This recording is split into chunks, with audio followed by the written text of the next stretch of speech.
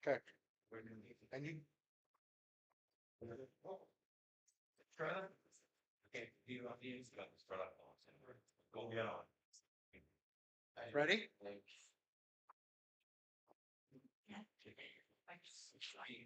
Mic check. Mic check. This is me speaking. Oh, the link isn't up? Oh.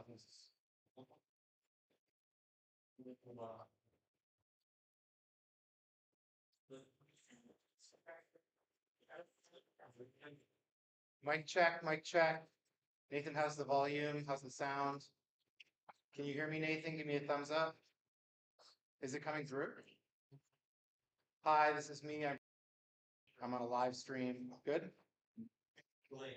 Good.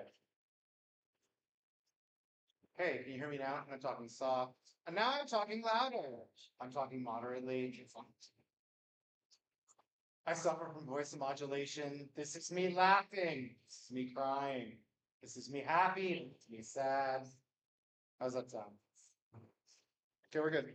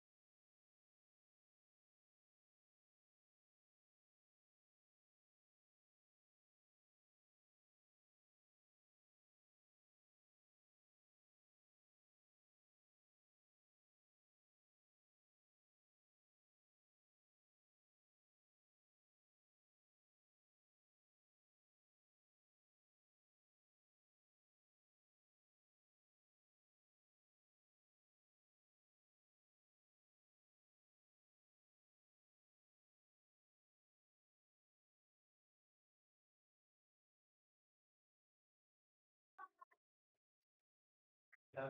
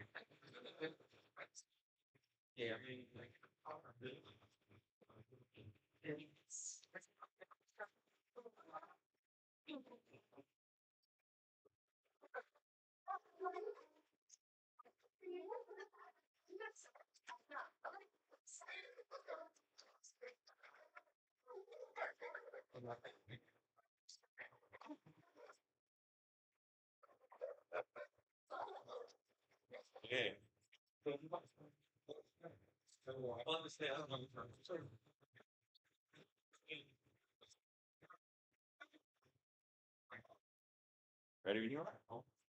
Ready?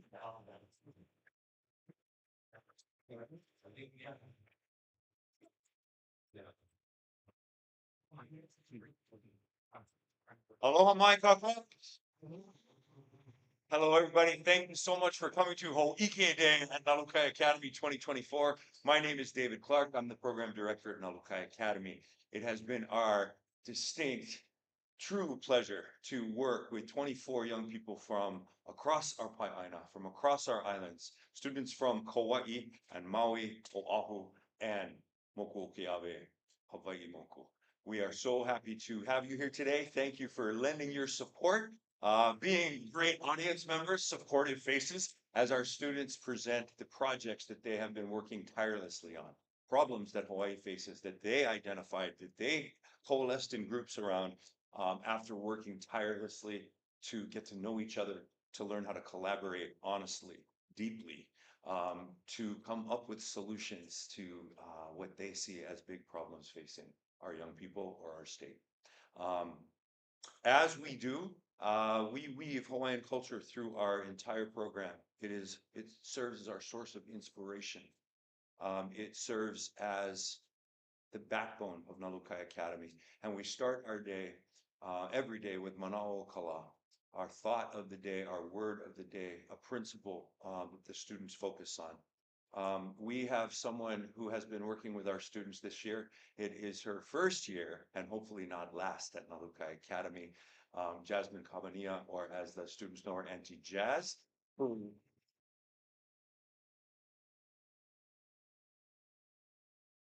we thought it would be nice to start our day together the way that we start most of our mornings. We are going to ask the students, our haumana, to come up over here by where Shaila is, and we're going to do a homai. So if you all can make your way over there while Auntie Jazz describes what we're going to be chanting, and a very, very brief overview of today's Mana'o Kala. Thank you. Aloha mai kakou. Aloha. Aloha te akua. Aloha nā akua. Nā makua. Aloha nā kupuna. Aloha nā makua. Aloha nā ohana. Aloha nā mamu o keia Pai'aina. Aloha nā makamaka o keia ʻili o keia ahupua'a o Waiakea. It's for Jasmine Cabanilla. I am Jasmine Cabanilla. I just said aloha to everybody. It's our kupuna. I just didn't explain about it. But my name is Jasmine Cabanilla, and I've had the honor and privilege to work alongside your Keiki and our Haumana at Nalukai this last 9 days. I see them as our lehua, our pua lehua that used to grow here in what was a beautiful, beautiful forest at one point in time. Every morning, this past 9 days, we've gotten up very, very early. And around 8 o'clock, we've met in our fishbowl, in our piko, and we've grounded in Hawaiian culture. We've grounded in place, yeah, in Hawaii. O Hawaii, aina kilohana. That's our olelo no iao today. Hawaii is the place that I aloha, that I love. There's no other place in the world that we can go that is Hawaii, that is our pai'aina. Okay. And during our presentations today, you will see that come to life. You will see our haumana and your keiki breathe life to Hawaii. And every day, they started their day with inhomai and olelo and checking in on their breath. Something that they will take with them throughout their journeys through life, wherever they may go, whether they stay in Hawaii, where they go to the continent, or like I've been saying, the continents, and when they come back home, they'll be able to carry a piece of our Hawaii with them. So they have a strong sense of place, a strong sense of self, and a strong sense of their identity. Yeah. So we're gonna do a whole line, and then I will lead it. They will lead it. Please stand. We're going to face fall, okay? We can go over. And there, this.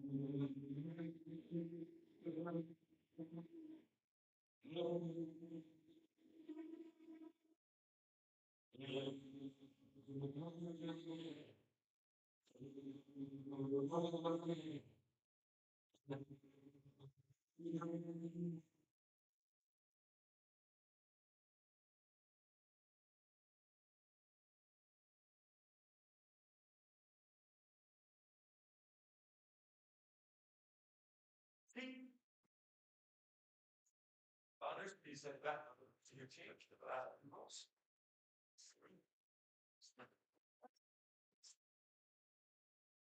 Well, welcome to everybody, whether you're watching from home or you joined us today. Mahalo, mahalo, mahalo for being here.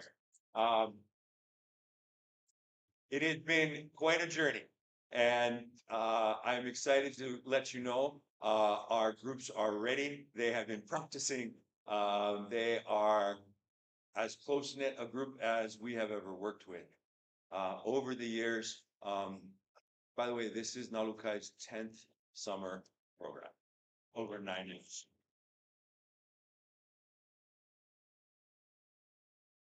Being someone who was born and raised here to teach entrepreneurship to young people, to give them a voice, more voice in their own futures. Started as a tech entrepreneurship camp called the Nalukai Hacker Camp. It moved very quickly with more people being involved into a program that honors our culture, So it is a social and cultural entrepreneurship program that utilizes technology as one of many tools. I would like to introduce Nalukai's executive director to tell you a little bit more about the program, Mr. Austin Stewart.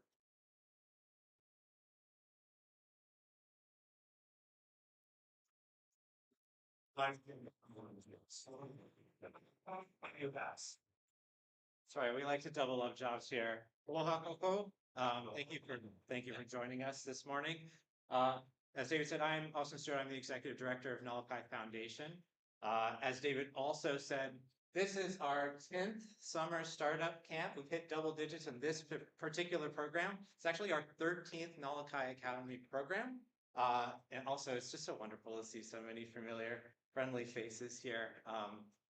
Because Nalukai is a community, and I want to acknowledge many in that have allowed us to come this far and to provide these supports to our students. So we've come a long way since 2016 when this was a hacker camp.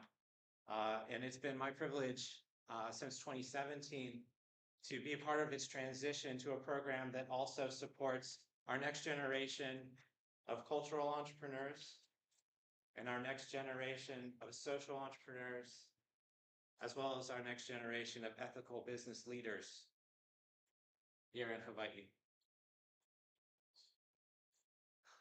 As you can see, Nalukai has weathered the storms that have been faced in recent years. These programs have looked very different depending on the circumstances in which they're run, but the hope that we have for the young people who go through here, that they will be able to find agency, that they will have the ability to create opportunity for themselves and for people in their communities, has stayed the same till the present day. This is a congressionally recognized program. We're really proud of the work that we do with young people. There's a lot of interest among young people in this program. We have now received more than 1,000 student applications for Nalukai Academy programs. We have 253 alumni right now, and by the end of this, we're going to have 277 alumni.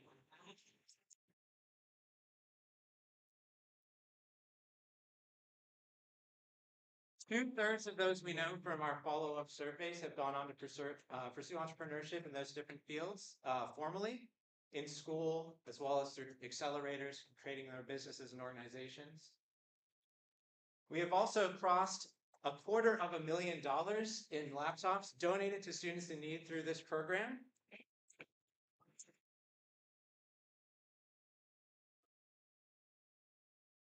And as I said, Nalukai is a community.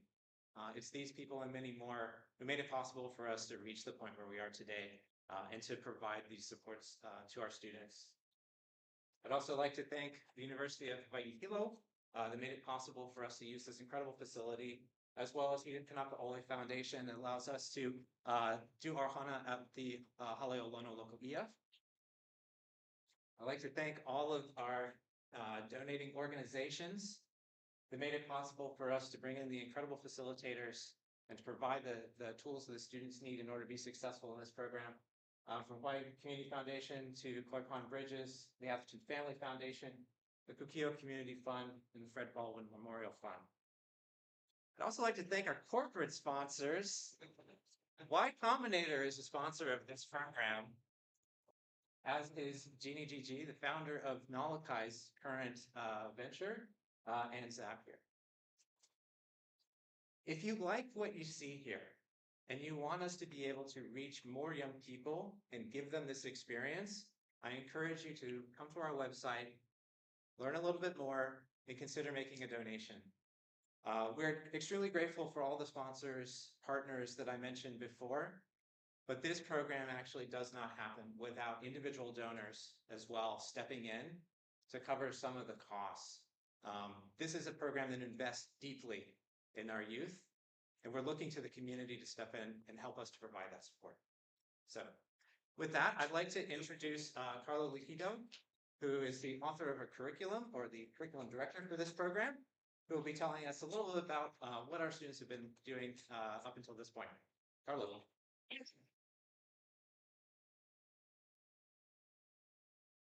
Aloha, I'm Carlo. Yeah, I'm a facilitator. I came 3 years ago, and now I am leading curriculum, which is super amazing. So for the past 9 days, our founders have gone through the full entrepreneurship life cycle to create the ventures that you're going to see today. And when I talk about entrepreneurship, or when we, as Nalukai, talk about entrepreneurship, we're talking about creating value, value for ourselves, value for our culture, value for our community. And like Auntie Jazz was saying, it's for Hawaii, by Hawaii.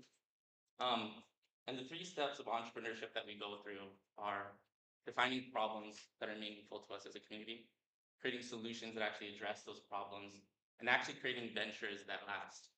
And so when we talk about problems, we went wide, we defined problems, thought of problems, ideated problems that was important to our community. Um, After that, we actually honed in. We actually conducted research. We conducted interviews. We actually talked to our community to actually define the problems that was most meaningful to them. As we moved into our solution space, right, we were creative. We were innovative. Because we know we can't solve problems with the same thinking that actually created them in the first place. And then we went back and we honed in and we refined our solutions, and actually to make sure that our solutions solve the root causes, the biggest cause of our problems. And to create the ventures that actually last, we tested our assumptions, we created landing pages, social online presence, and we actually used analytics to learn from our community to build a better solution. And before I hand it off to Meg, when we all came and we did our first Hōʻike, it was a little soft, a little disjointed. We didn't quite know each other that well. And when we did this final Hōʻike, I got really emotional. I'm so proud of all of you. We're so strong, so united. So thank you.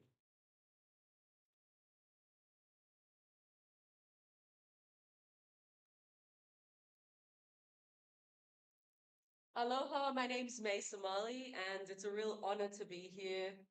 Following my colleague Carlo, we've had the pleasure of really getting to know our founders on a personal level these last 9 days, and we've taken them through this entrepreneurial journey. But as well as this entrepreneurial journey of creating solutions to Hawaii's most pressing problems, we've also taken them through 3 other journeys and equipping them with 3 other sets of skills that we think is super critical to not just entrepreneurship, but for life as well. And so the first of these is, as Auntie Jazz shared with us, we've really honed in on building a sense of what it means to be Hawaiian and to live in Hawaii. A sense of cultural competency, being able to start our mornings with piko and manao kola, being able to focus in on the cultural values of Hawaii with this idea of breath, the acronym that stands for belonging, responsibility, excellence, aloha, total well-being, and Hawaii.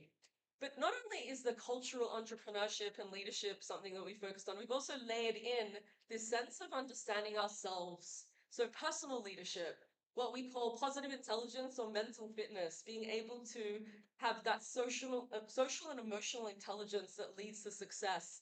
And every day we've started by being able to get a little bit better at understanding what are the saboteurs or mental kind of shortcuts our brain makes, those inner critical voices that might tell us we're not enough or that we can't do it, being able to name them, tame them, and reframe them so that our founders are not being driven by fear, but driven by agency and a sense of alignment with their values. And thirdly, we've been able to bring these pieces together with the startup piece and be able to equip our founders with a sense of what it means to build a vision and communicate it effectively and persuasively. So it's not enough to just create a solution. We need to bring the community along with us. And the skills around persuasive communication is something that you'll see demonstrated here, the culmination of which is these pitches. We've worked with our founders to help them hone and develop their own sense of identity and voice, and really bringing in concepts related to logos, pathos, ethos, or mana'o, pu'uvai, and hilina'i. So with that, it's a huge pleasure to be part of this program. I want to pass it off. You'll be able to see these incredible founders, but before that, we're going to hear from our amazing camp director, Mr. David Clark.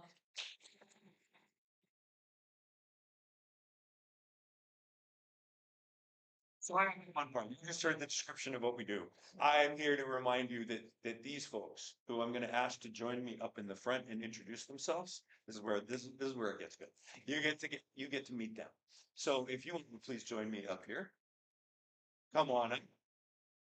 Along the way, our journey was enhanced by the work of team leaders, people who came back to Nalukai to give back, whether they did the summer experience, whether they did our fall program, our spring program, they were eligible to apply to be a team leader. And our team leaders were magnificent this year. They took care of, they helped the journey for each of our founders. And so if you are a team leader, and can I get you to please raise your hand or stand up? Yeah, there they are.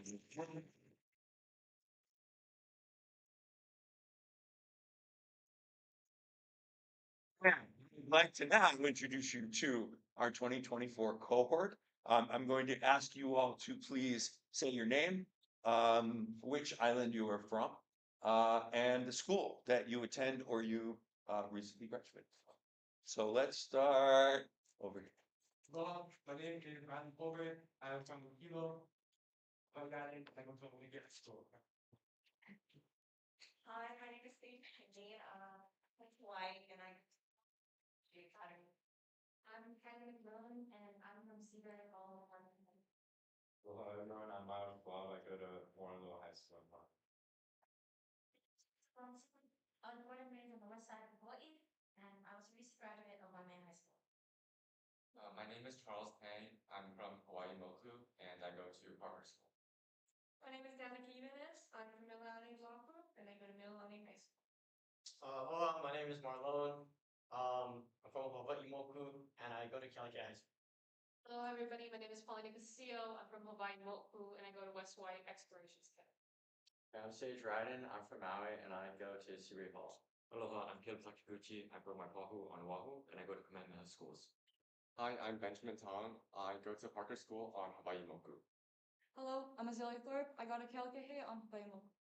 Aloha everybody, my name is Tyler Kagawa and I'm from Aiea Oahu and I go to Mid-Pacific Institute. Hi everyone, I'm Lily Noi. I'm from Hawai'i Moku and I go to Kealakea High School. Aloha everyone, I'm Koa Watu. I'm from Hawai'i Moku and I go to Kea'au High School. Hi everyone, my name is LEP and I'm from Kilo, but I went to Puno School. Aloha, I'm Anpeo O'Hara from Lolo Valley on Oahu and I go to public school too. My name is Rosabella. I am from Hawai'i Moku, born and raised, and I go to Lapworth High School. Hi, my name is Mason. I'm from Waimanoa, Oahu, and I recently just graduated from Kailo High School. Good morning. My name is Sarah Canetta. I'm from Maui. I go to Maui High School.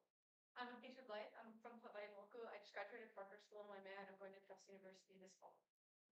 I'm Micah Tajiri from Hawai'i Moku, and I just graduated from Hawai'i High School, Front Street.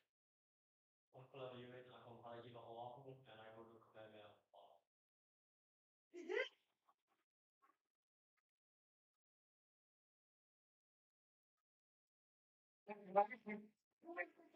Teams, we are eager to hear your presentations, your pitches.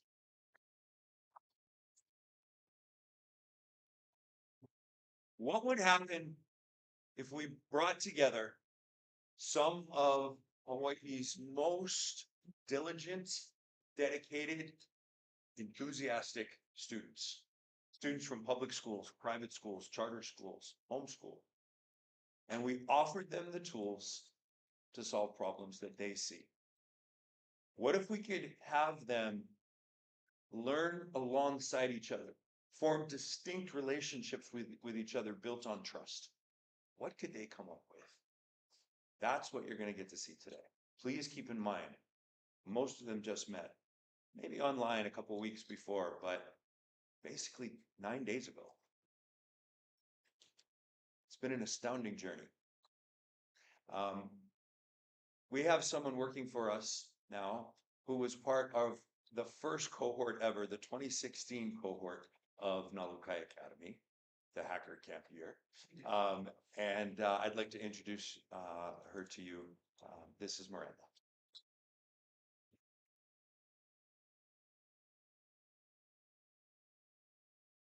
As David mentioned, my name is Miranda Caniff. I'm from this Moku as well. I'm from Kohala. And I attended Nalukai in 2016 when it was a hacker camp. And what's kind of funny about that story is that we hijacked the camp and we sort of turned it into, how do we tell the story of Nalukai? How do we share it with the world? Because we just believed that this was a place where the power of youth was respected and where our voices were heard. And I think that's what our storytelling team is all about.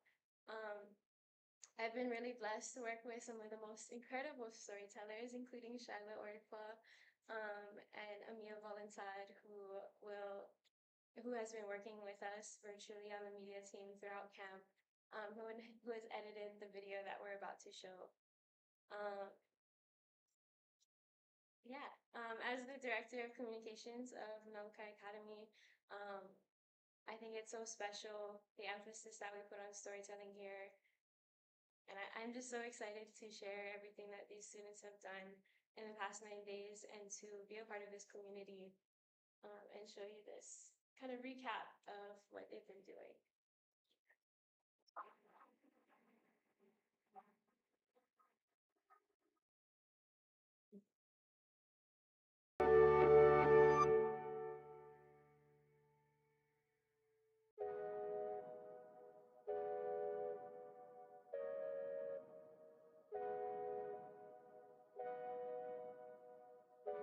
Nalukai is a dynamic, inspiring program for the youth of Hawaii from all islands that encourages students to apply their considerable expertise, knowledge, experiences, backgrounds, ohana, to develop solutions to real-world problems that they are interested in solving.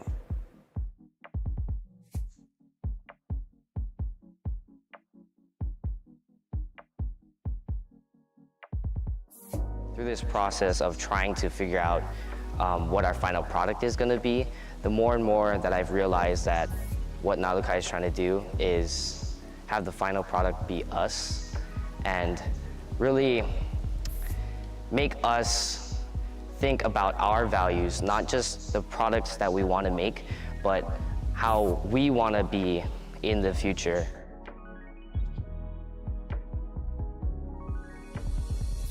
I think what Nalukai does for our keiki is they spend a really focused and intentional time very early on the sense of belonging, responsibility, and relationships. It's really the hope that as keiki in Hawaii go through their educational experiences, that they really are able to ground and strengthen their sense of being in all of these outcomes. So we are doing our pop-up design pitch, and that basically means that we're given these outlines and we're trying to figure out what our community needs and how we're going to bring it to them in a creative way. So as a cohort, we are, each team is making a pop-up business that has to be under 100 square feet, and our team is creating a STEM education business.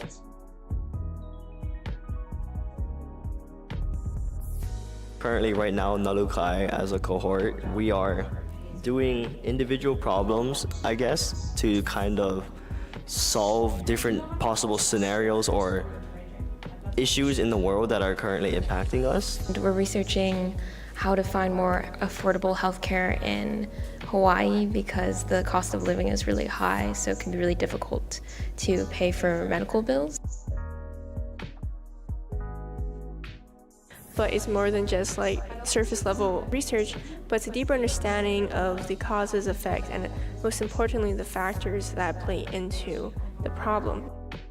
One of the cool pieces about Nalukai is not just about building a venture, because they're gonna go to college, are they really gonna bring this venture to the real world? Like, the likelihood is very low, but we're giving them tools and skill sets, and then the last piece is we're getting them to actually connect as real human beings. And so what I hope is that, we've done this for 10 years, and so there's going to be hundreds, hopefully thousands of people who have gone through Nalukai, and we have this network of really great individuals who are going to do great things together in the future.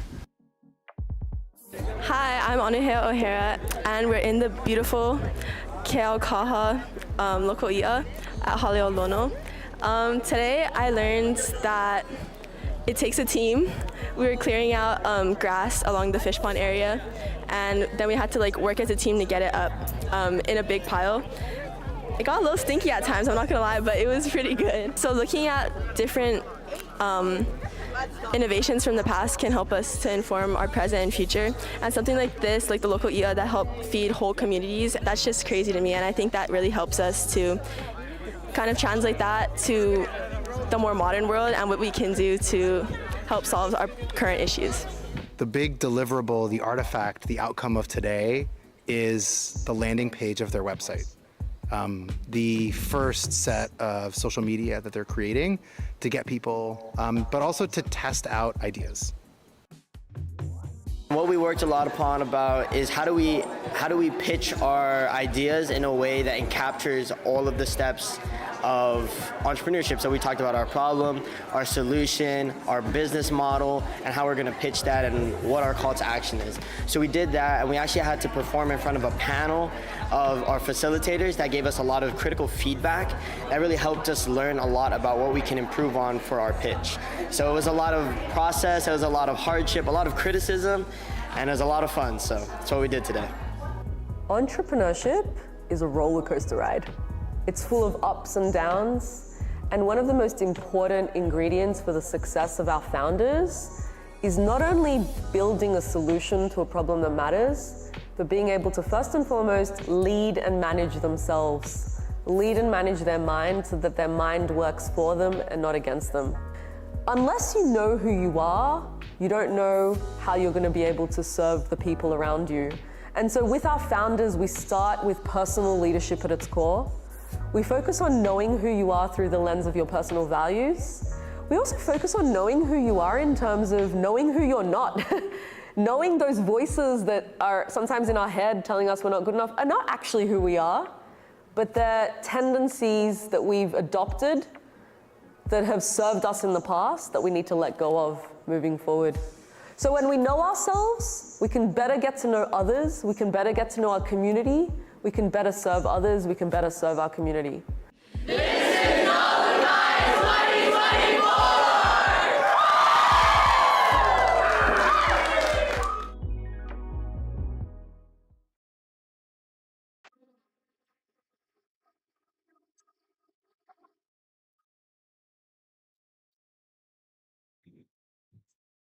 Aloha, founders. Cheer!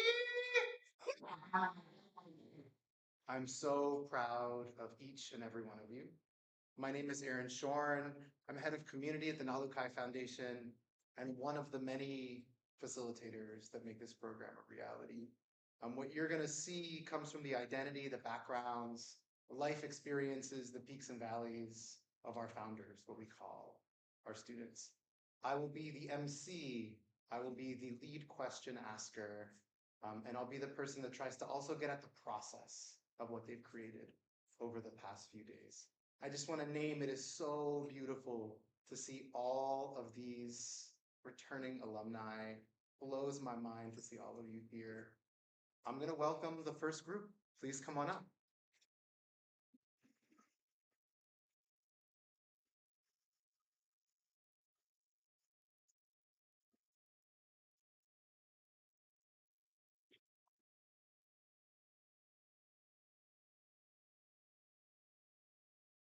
Aloha everyone, we are Hawai'i. 3 out of 4 tourists who come to Hawaii seek out authentic experiences. However, this is what they get. These are not authentic. I want a raise of hands. How many of you have spent at least $20 at some of these places? I know I have. Well, on average, tourists spend $23 a person at these places on entertainment and other activities. It may seem like a small number at first, but when you take into consideration that 260,000 tourists are present in Hawaii on any given day. When you multiply that out, it's almost $6 million. $6 million going to these already multi-billion-dollar corporations. However, it's not only that they're just unauthentic, but they also extract resources from Hawaii. And they also contribute to negative environmental externalities. One such example is a hotel that I previously shown before, contributed to over 300,000 tons of single-use plastic pollution a month. A month. Think about that for a second. Instead of giving that money to those corporations who are producing an unauthentic experience and polluting Hawaii, what if we redirect that money to go to culturally authentic experiences? A few days ago, we went to a local ia and we helped maintain the perimeter around the wall by pulling grass that would erode the rock wall and destroy its stability. And it really helped me to see that there are many opportunities for cultural experiences, however, and that they have a huge impact on our community. And my name is Tyler Kagawa, and I believe in a tourism in which tourists receive Hawaiian culture, but also give back to it. My name is Lipi Anaya, and knowing how ingrained tourism is in Hawaii's economy, I just want to see an industry where tourism works with Hawaiian culture instead of against it. My name is Ko'o Fatu, and I believe in culture education for tourists to be aware of what they're doing. I'm Liliana, and as someone who's grown up here, whose family is from here, and who has a parent that also works in the tourism industry, I've seen how important it is to our communities. Tourism is the biggest industry here. It's what drives our economy. And when that industry promotes unrealistic and unauthentic experiences as true Hawaiian culture, it can be devastating for smaller companies that try to promote the right idea. For companies like the one my mom works for, a tour company that promotes the history of the places behind the tours before they take tourists there, it can be hard to reach the right audience. But what would we even do about this? We plan to partner with authentic experiences to not only educate tourists on give tourists an authentic experience, but educate them and also show them that they have this opportunity to help us maintain an authentic Hawaii by restoring, not extracting. To do this, we plan to present tourists with a website they can go to, a platform that allows them to say I or yes to authentic experiences while they're visiting. Our platform features a rating system where community members and cultural practitioners can evaluate experiences that are already present on authenticity using a couple criteria that include giving cultural context to a site, talking about the history behind it, and more. We also have a forums page for tourists to talk about and to converse about their experiences, although ultimately we want to present this as an educational resource for tourists, but not by tourists, by our community that wants to help them learn more about the place they're visiting. This is our rating system, and we plan to use the hibiscus because a lot of people associate that with Hawaii, but we're taking a different idea to it. The hibiscus has many symbolisms, one of which is respect, which is what we've built this company off of. On the left side of the screen, you can see a flower that's not yet bloomed. This would represent a company that hasn't reached their full potential, teaching about authentic Hawaiian experiences. And on the far right, you can see the highest rating a company could receive from us, a fully bloomed flower. We want to encourage these companies that may score lower based on our criteria to continue to grow and to continue to present that authentic narrative. This is a mock-up of what our site would look like when we partner with businesses. Everyone would be able to see this, and they would be able to learn about what the rating means, in this case, the highest rating. They would also be able to see what our raters had said about this experience, including what they agreed about, disagreed about, and the overall summary of what this experience provided to Hawaii. Everyone would be able to see ratings that were given to these experiences and why they were rated the way they are, from community members to cultural practitioners. Visitors could also discuss, as we talked about before, in forums about what they thought about the experience. This is another idea that we had.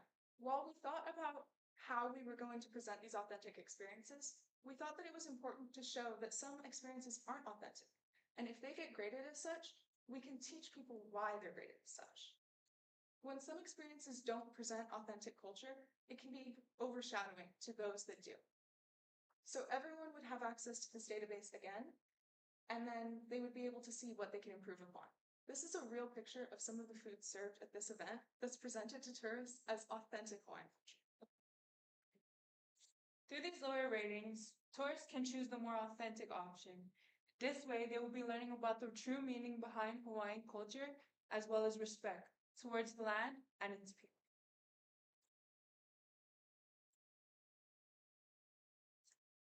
So it was through some of the biggest pivoting points through this process was actually the development of a revenue model. It was when we took a step back and kind of looked at the statistics that Tyler was talking about, such as the fact that nearly $6 million tourists spend nearly $6 million on events and activities alone in Hawaii, along with the fact that 3 out of 4 tourists are looking for cultural experience to engage in, but simply don't know where to find them. That helped us develop our revenue model. Users would pay a small entrance fee in order to gain a 30-day access point to all the information that we provide for our website. Then we took a look at our competitive landscape. What companies share similar values and traits to us? For example, Yelp, a platform that showcases the ability for the public to share their thoughts and opinions through reviews. Go Hawai'i, a platform that showcases authentic cultural activities. And Hawaii Tours, a platform that showcases a large number of activities throughout Hawaii, but lacks the ability to showcase whether or not those activities are authentic or not. iHawaii is a combination of all of those amazing traits. We have the ability to showcase and provide the ability for you guys to put reviews on our website, along with showcasing authentic cultural activities and our unique rating system that showcases how authentic those activities are to Hawaii. Adding on to what she said, iHawaii offers authenticity, widespread outreach, engaging of tourists, social media, community feedback, and culture practitioners. The community feedback allows more diverse opinions from the people, and the culture practitioners allow a more experienced opinion from professionals. These are things that bigger Hawaiian experiences represent. And our goal is trying to convince these bigger experiences to allow more authentic experiences within them. This way, people will learn about the importance of Hawaiian culture. As stated before, 75% of people are looking towards an authentic cultural experience. We want to educate these tourists and people that they need to know about Hawaiian culture and how it is important to the people of Hawaii and everyone around them. Thank you guys. And this is our form. And you guys can fill it out by listing experiences and businesses that you guys would like to see on our site, as well as cultural practitioners that we could reach out to, and any feedback you guys would have. Wow.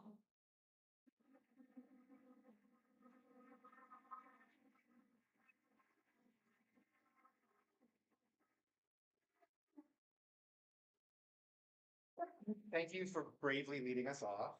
I remember when we told you you were the first team, and thankfully there were no 4-letter words, but you were. I actually want to surprise you. Can I get their team leader to come up?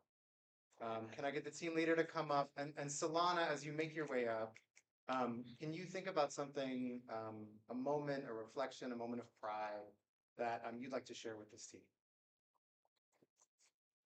God, guys, I'm literally shaking. I don't know why. I'm a lot nervous, but I think one of my favorite moments, we had so many that I love you guys so much. But when we first started to work on our ideas, we were first in the problem and solution area.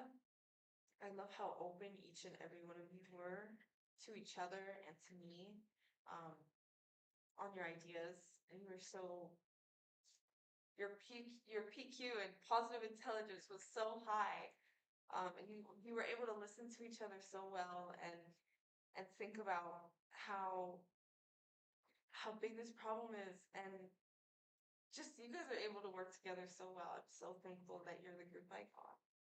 I love you guys so much.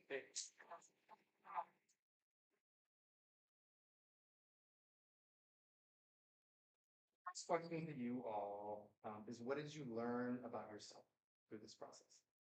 Ellie, can you start us off? Me?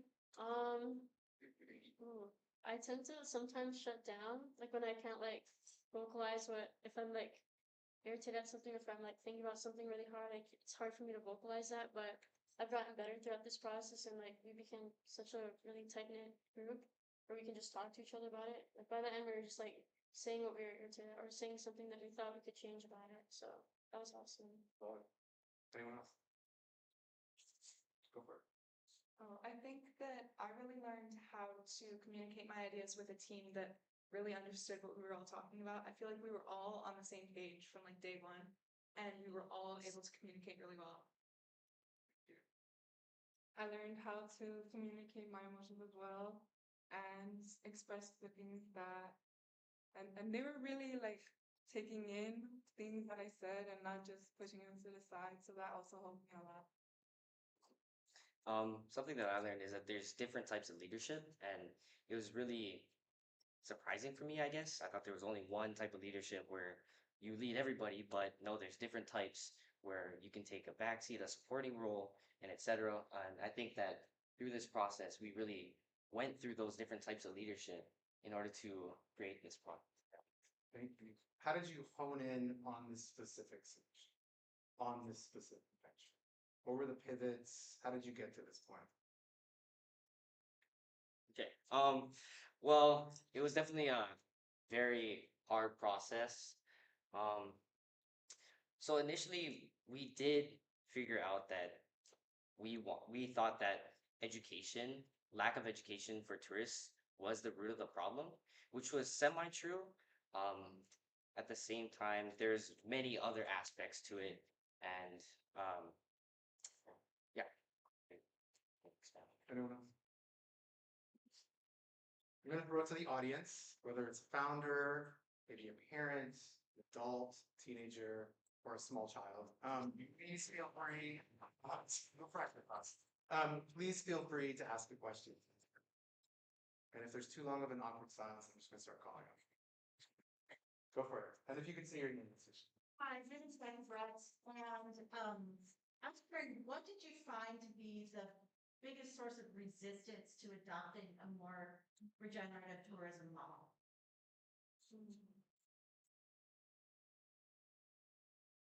These bigger businesses, we saw that they were showcasing a wrong idea of what Hawaiian culture actually is, and we wanted something to prevent that. So that's how we can.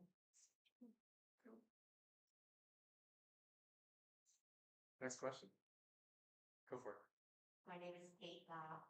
I really love how you use the motif of the flower blooming. It's really positive visualization of how you want to encourage growth instead of having like a C or D ranking for some companies. Do you guys struggle with kind of keep the balance between negative and positive as you were looking for a solution? I think we were also definitely looking at like what our target audience would think and if they would struggle finding that same balance that we did, because obviously we created the mock-up based on what we would think. So we're looking to just see like how everyone would.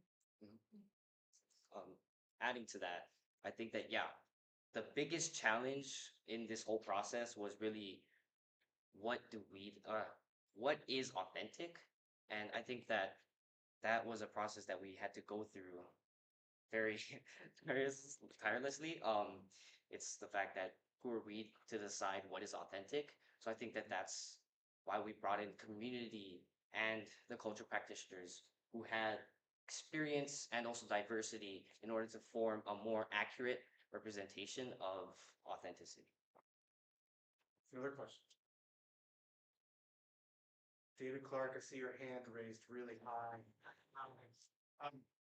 I'm very impressed with the journey that you all as a team have taken. And I remember when we were spending time on problem ideation. And you started with, the problem is tourists not knowing and focusing on our island. And then you think about it. The problem is we're tourists. We get room for no later.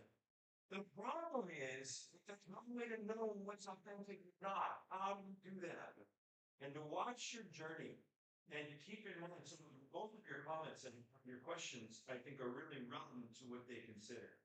How do we stay positive? How do we not blame? How can we work together? How can we do so in a climate that incentivizes spending as much money as possible, whether something is authentic or not?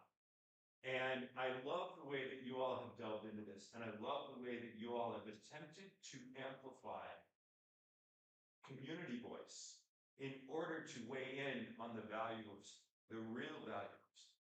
I love the images that you had. I know that for a while, one of your questions was going to be, how many of you think Stitch with a Lid is an authentic client experience? Right? And I think that's this. And it's a really challenging problem. Really challenging problem. And I love the solution that you all have come up with. And I just commend you for your diligence. And I don't really have a question. But I really commend you for your work together. I think you took everybody's voice and you journeyed into a really, really difficult issue that our state is contending with at so many levels. And so I just want to give you a round.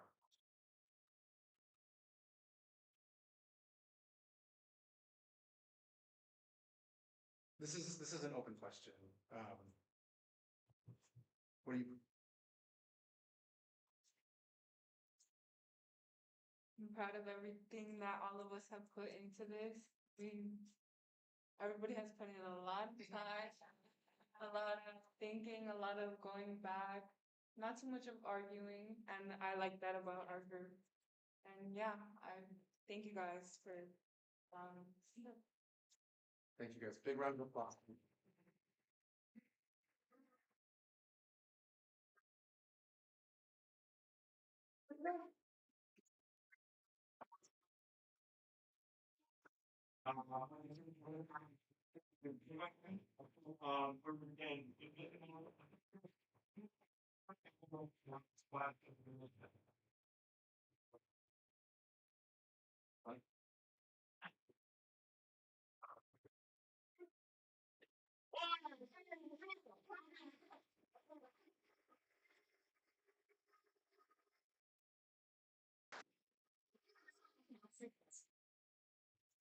You have the clicker.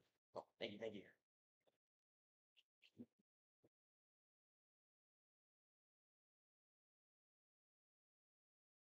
So, my father had a business.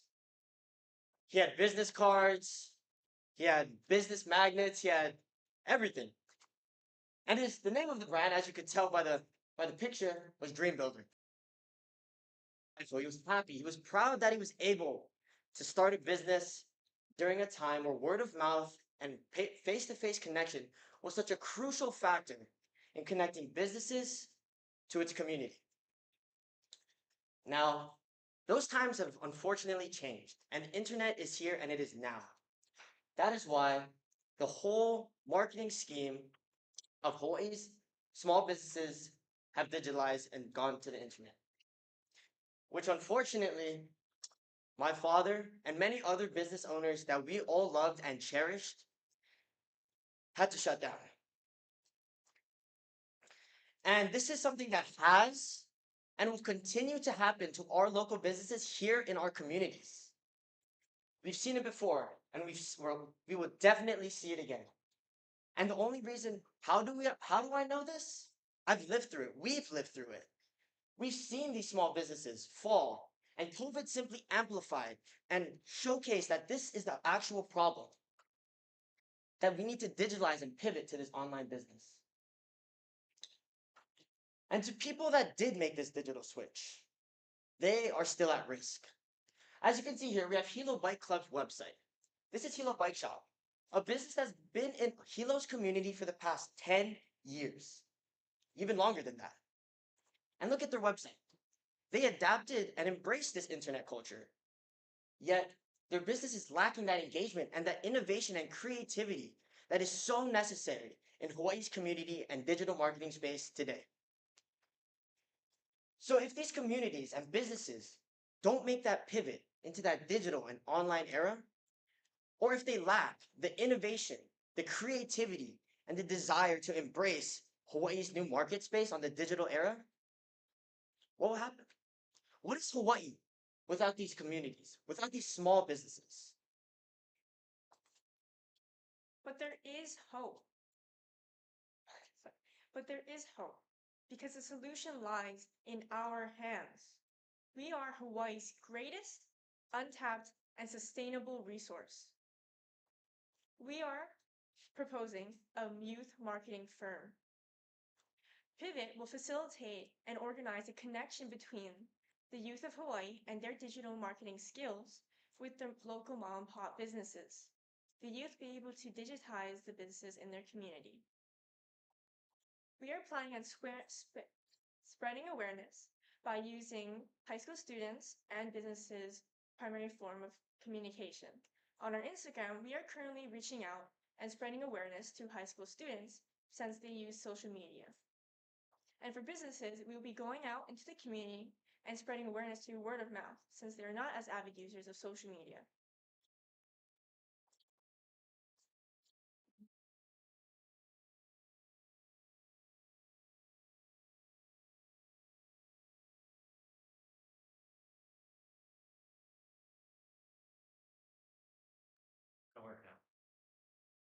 Both local business owners and students will be directed to our website. This is a picture of our landing page where users will be guided to the page that is most relevant to them. For example, if a business owner clicks on I'm a business, they will be directed to a page where they can view the services we offer, which include graphic design, website design and development, videography and photography, and social media management. Here, business owners can also choose the pricing plan if that best suits their needs. At Pivot, we offer two pricing plans, the basic model and the premium plan. In the basic plan, businesses will have access to unlimited design requests with a 3 to 4 day turnaround, including access to digital design, photography and videography, and social media posts, also including a dedicated project manager. For our premium plan, businesses will have access to all of the features of the basic plan, but they will also have access to website development and a 1 to 2 day turnaround.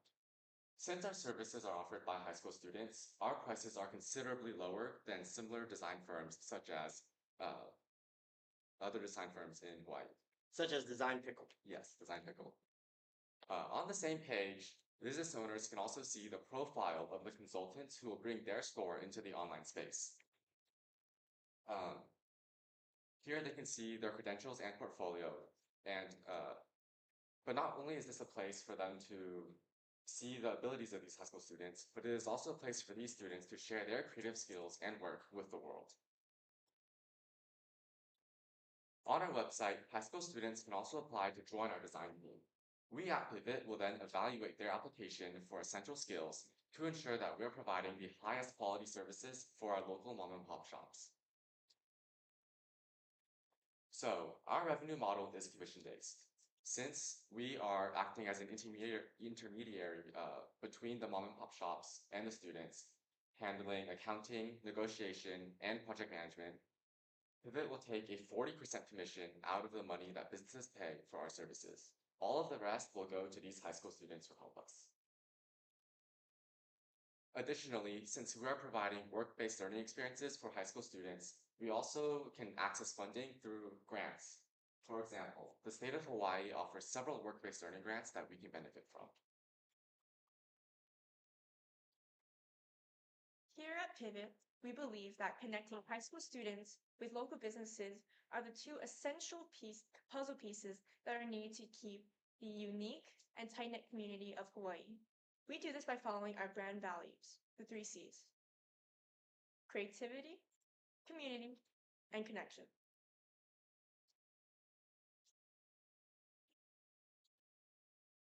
So, creativity. essential part of how we brand our business. High schoolers have the ability to really showcase what they know in any sort of area. My dad is a successful entrepreneur and owns a landscape business, but he's not online at this moment. In a matter of hours by our team. Just imagine the possibilities if we have a full team of high schoolers from across the island working to bettering our businesses. There is so much that we can do as students and so much that our community needs from us. This creative aspect is not only unique, but one of a kind.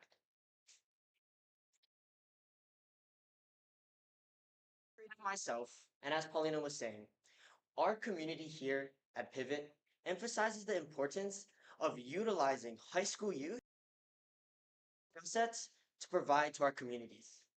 As I said earlier, I'm a creative. I've been learning technical skills in my high school about videography, media development, and as you can see here, this is just some of our work. And by being able to utilize these high school skills that were taught to me, I can have a major impact on my community. The feeling I get when I'm able to share a story of local mom and pop shops that we all hold close to our hearts, and to share those stories and to feel that sense of pride of my community is something that we here at Pivot are prioritizing. We talk to these people. We go out to the community and reconnect with these people. That is why we prioritize community here at Pivot. Our third and our last C, which is arguably the most important, connection, shows how Pivot's impact goes beyond bringing success to students and businesses because it facilitates and helps grows intergenerational relationships. The Keiki and the Kapuna, they are able to exchange their knowledge and what they are good at. The Keiki are able to give back to their community who raised them by showing off and teaching the community about their unique skills in digital marketing. And for the Kapuna, they are able to share their wealth of knowledge with these keiki, and this wisdom would otherwise be lost if these businesses are forever closed. Pivot will bring together our local businesses with our teams, our Kapuna with our youth, an opportunity that has long been unseen by marketing in Hawaii because of a lack of connection, because of a lack of community, and because of a lack of creativity that stems from our high school students. But we are different. We are Pivot. We are the next generation that will bring life back to this island and many islands across. At Pivot, we strive to bring caring and understanding morals to the marketplace. We want to make sure that there is an appreciation of our history, an appreciation of what we are. We are resilient, and we know that. Our local businesses need us, and we need them, because an authentic Hawaii is an authentic marketing, and we are the marketing firm. So join us in the Pivot. Thank you.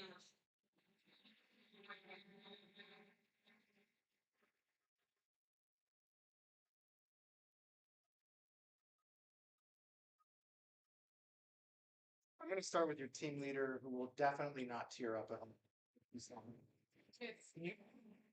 I'm going to try and stand in this beautiful blue space. So our team's name actually reflects our journey and how we pivoted our project 3 times for the direction. And it was very challenging, right guys?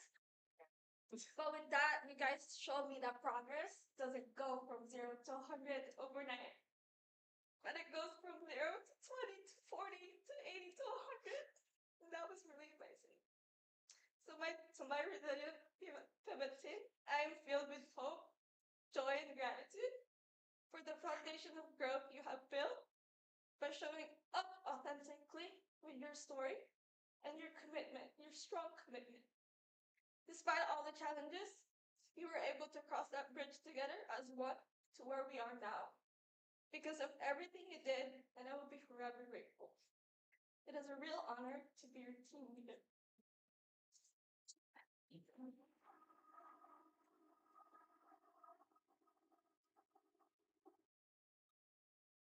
Thanks a lot, Joyce. Year one of Nalukai, Miranda and her crew totally hacked the camp and took it over and made it a storytelling camp. And every year, storytelling is so crucial. And at the heart of Nalukai is this unwavering belief that youth can change the world.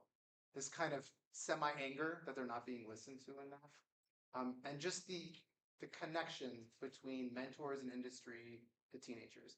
And your product exemplifies all of it. Really powerful. I want to throw the first question or comment to Matthew Williams, who has some personal connection to this cohort. Loved it. Yeah, I'm a teacher of media storytelling, so I love the whole concept. Marlon, nice work.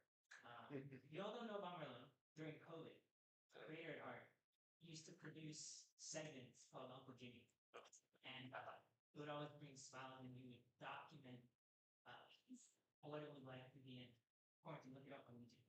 So there was a lot of agency in this, and I'm curious more about the journey that you all took to get to this place of, I believe that I can bring this to market.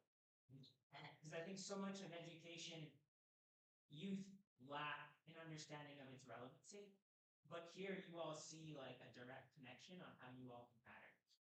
And you don't need, right, to graduate or be at a certain grade. Like there was none of that, right? It's like, no, I have this. So I'm curious about how you all figured out that journey for yourself.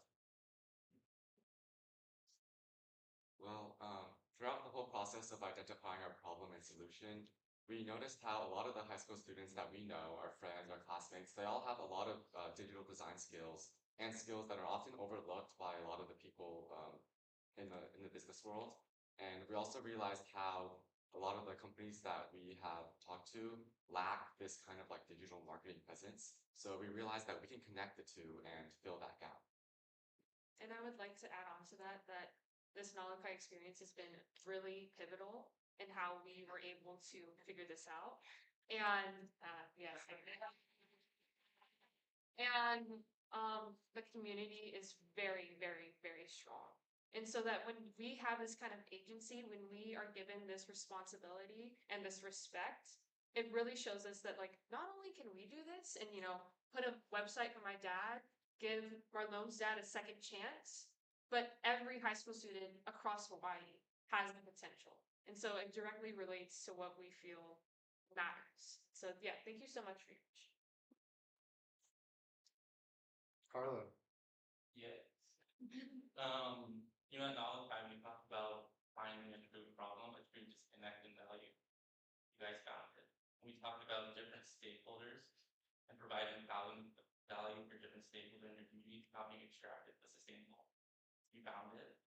And I live in this space, and when I see this idea, it's kind of like you said, Alina, like I see this responsibility of privilege that you almost need to make this happen. So my question is, what are your next steps to make this happen?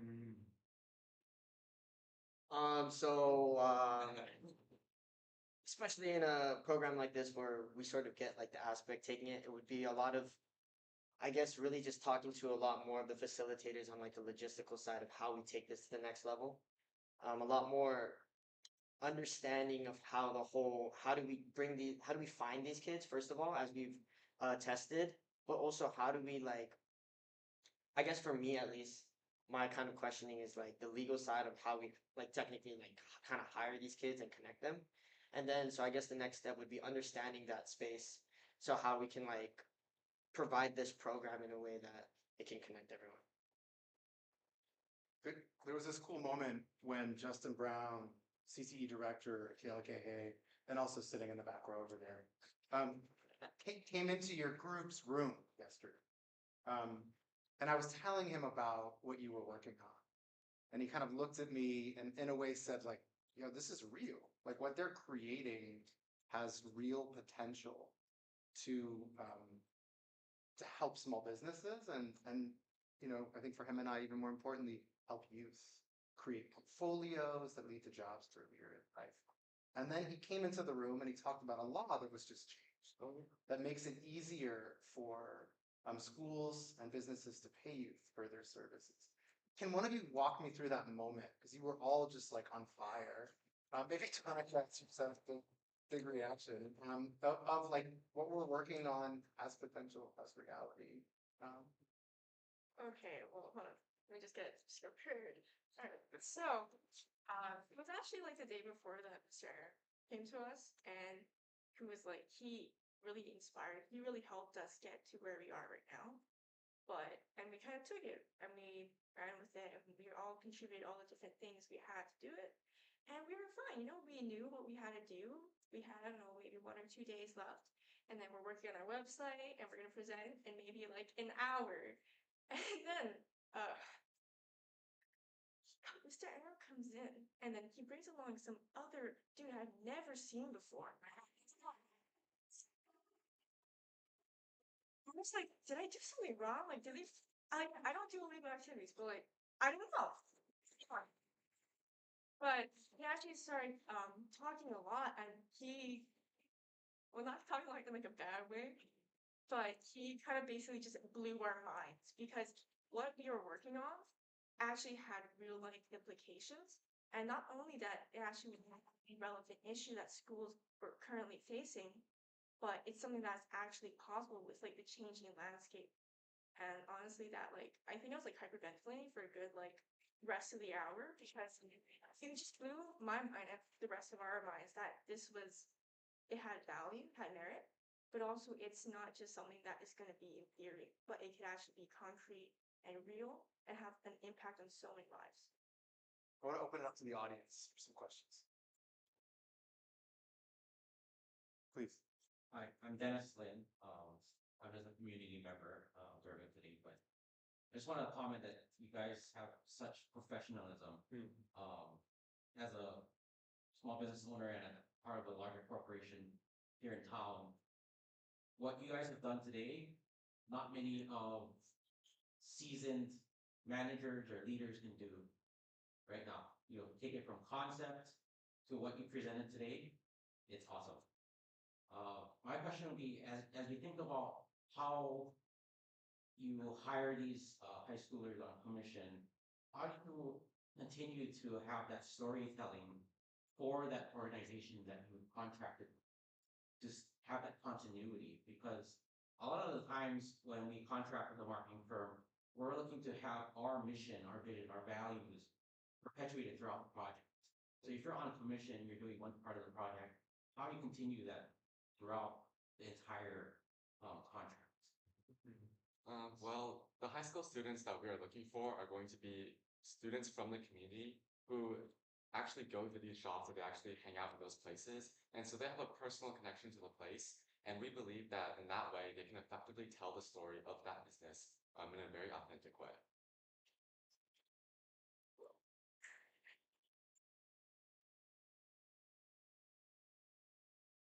Opening it up for another question. Joel Kabasa, I see your hand raised super high. Joelle was first at Hawaii Business Magazine, leading their digital marketing, and is now in Hilo at HPM. So she's kind of an expert. I'd love one, thanks for being here. Two, I'd love for you to comment, and then if you have a question, ask it as well. Comment was to me and my former Dennis, when can we hire you? Yeah, seriously. So they're all around the same, they're gonna be around the same age, the same pedigree. How do you folks plan to quality control your work? So there is that, interface with the client, and then you also have your internal review. Do you plan to bring mentors into your program? So yeah, absolutely. We plan to ask professionals in the space already to come mentor these students, because not only are we providing a service for the businesses, but we are also educating and teaching these high school students and helping them develop their own skills. So yes, absolutely, we will be asking mentors to come help our students. Also, to add on to that, a lot of work-based learning opportunities have that mentorship aspect. So that's how they can kind of guide them like a more seasoned professional can kind of guide them and let them really traverse this new experience and to quality control that. So I feel like it would be a lot of that work-based learning and that mentor aspect that keeps the quality in check.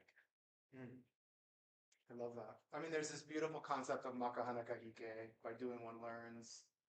You're allowing young professionals to learn not just in school, but with industry, right? And build out these really powerful portfolios. And Carlo and I last night, Carlo looked at me and he said, yo, if this team does not continue their project, I will do this.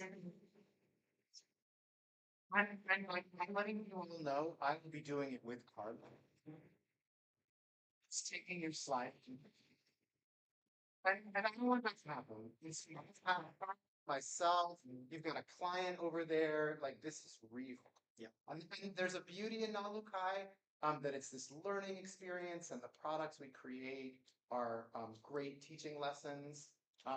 Every once in a while, there is a product that is created that can be implemented pretty quickly, and this is definitely one of those. So I want to thank you. You have pivoted so many times. And I've seen you fragile. I've seen you at the breaking point. And I want to thank you for the bravery and courage that you show. Thank you for having me.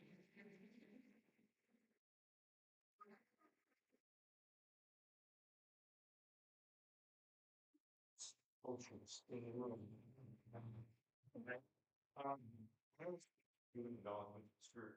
I was looking back, and you could go look around the room, you could see some of the work that had been done during the various phases of Nalukai.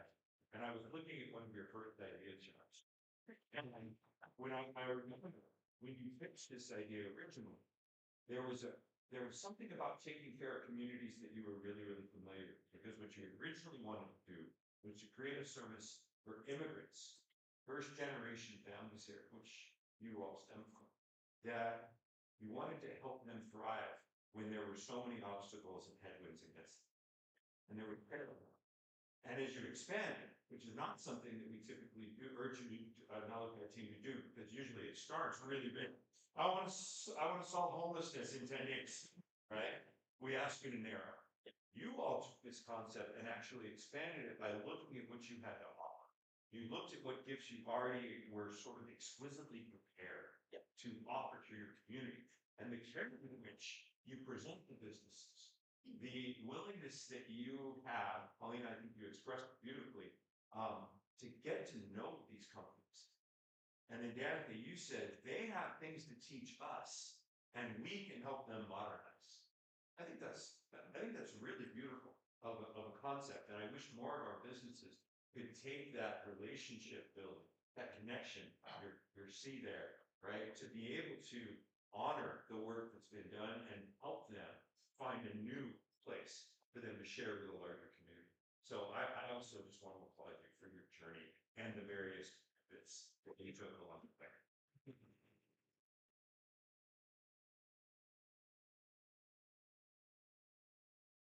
Right for a super quick lunch. Super quick lunch. Grab some food. I'm gonna ask the founders to go first. If you guys can make your way outside through here. And then everyone else take your bag. Straight out. I'm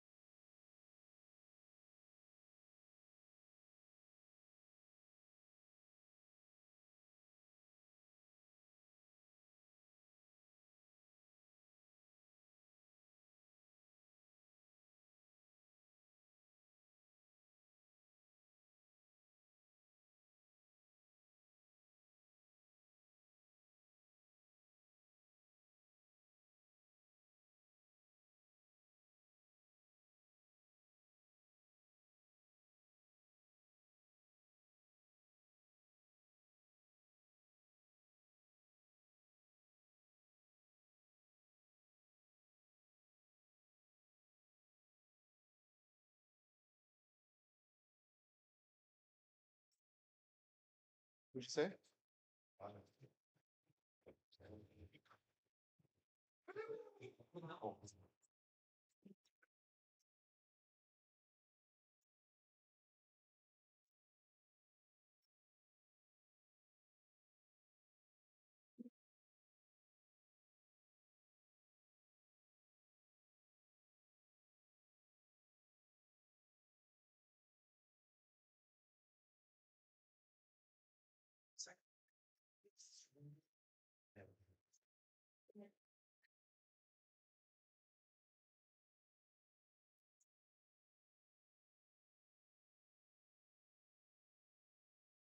This is a picture of me of when I was in the 7th grade. And despite having this $1,000,000 smile, it was one of the lowest points of my entire life. And thus began my journey of journaling. I would write down my thoughts and feelings, sometimes even draw it. But as I transitioned into high school, I slowly stopped altogether because I got so busy with my life. And I know I'm not the only one. As a matter of fact, 168,000 residents in Hawaii have been diagnosed with depression. That's 3 times the population of Hilo. Let that sink in. Depression can lead to a multitude of things, such as dropout rates, homelessness, and worst case scenario, suicide. Just of last year, 49,000 residents, people who call the state home, have thought about suicide. This problem needs to be ended. We at Mana'o Wellness prioritize your mental well-being. It's reflected in our name. Mana'o means thought, ideas, and in some cases, intention. It is exactly that. Our intention to better equip the people of Hawaii and those who call Hawaii home with a tool that they need to get on the mental wellness path and better themselves. Science shows that journaling even just 2 minutes a day can help alleviate the pressures from mental struggles, such as depression and anxiety. That is why journaling is an integral part of our solution. And to represent its importance, we have chosen the Ohia Lehua plan. The Ohia Lehua represents resilience, because after a lava flow, it'll grow up through the cracks and flourish into a spectacle of beauty. And that is what we bring to our users, a platform where they can be resilient against their mental struggles. Also, in our app, we will be using the lehua flower, or pua lehua, as a prompt. And these prompts will be quick, they'll be short, but they'll be incredibly valuable. And because they're going to come to you in the moment.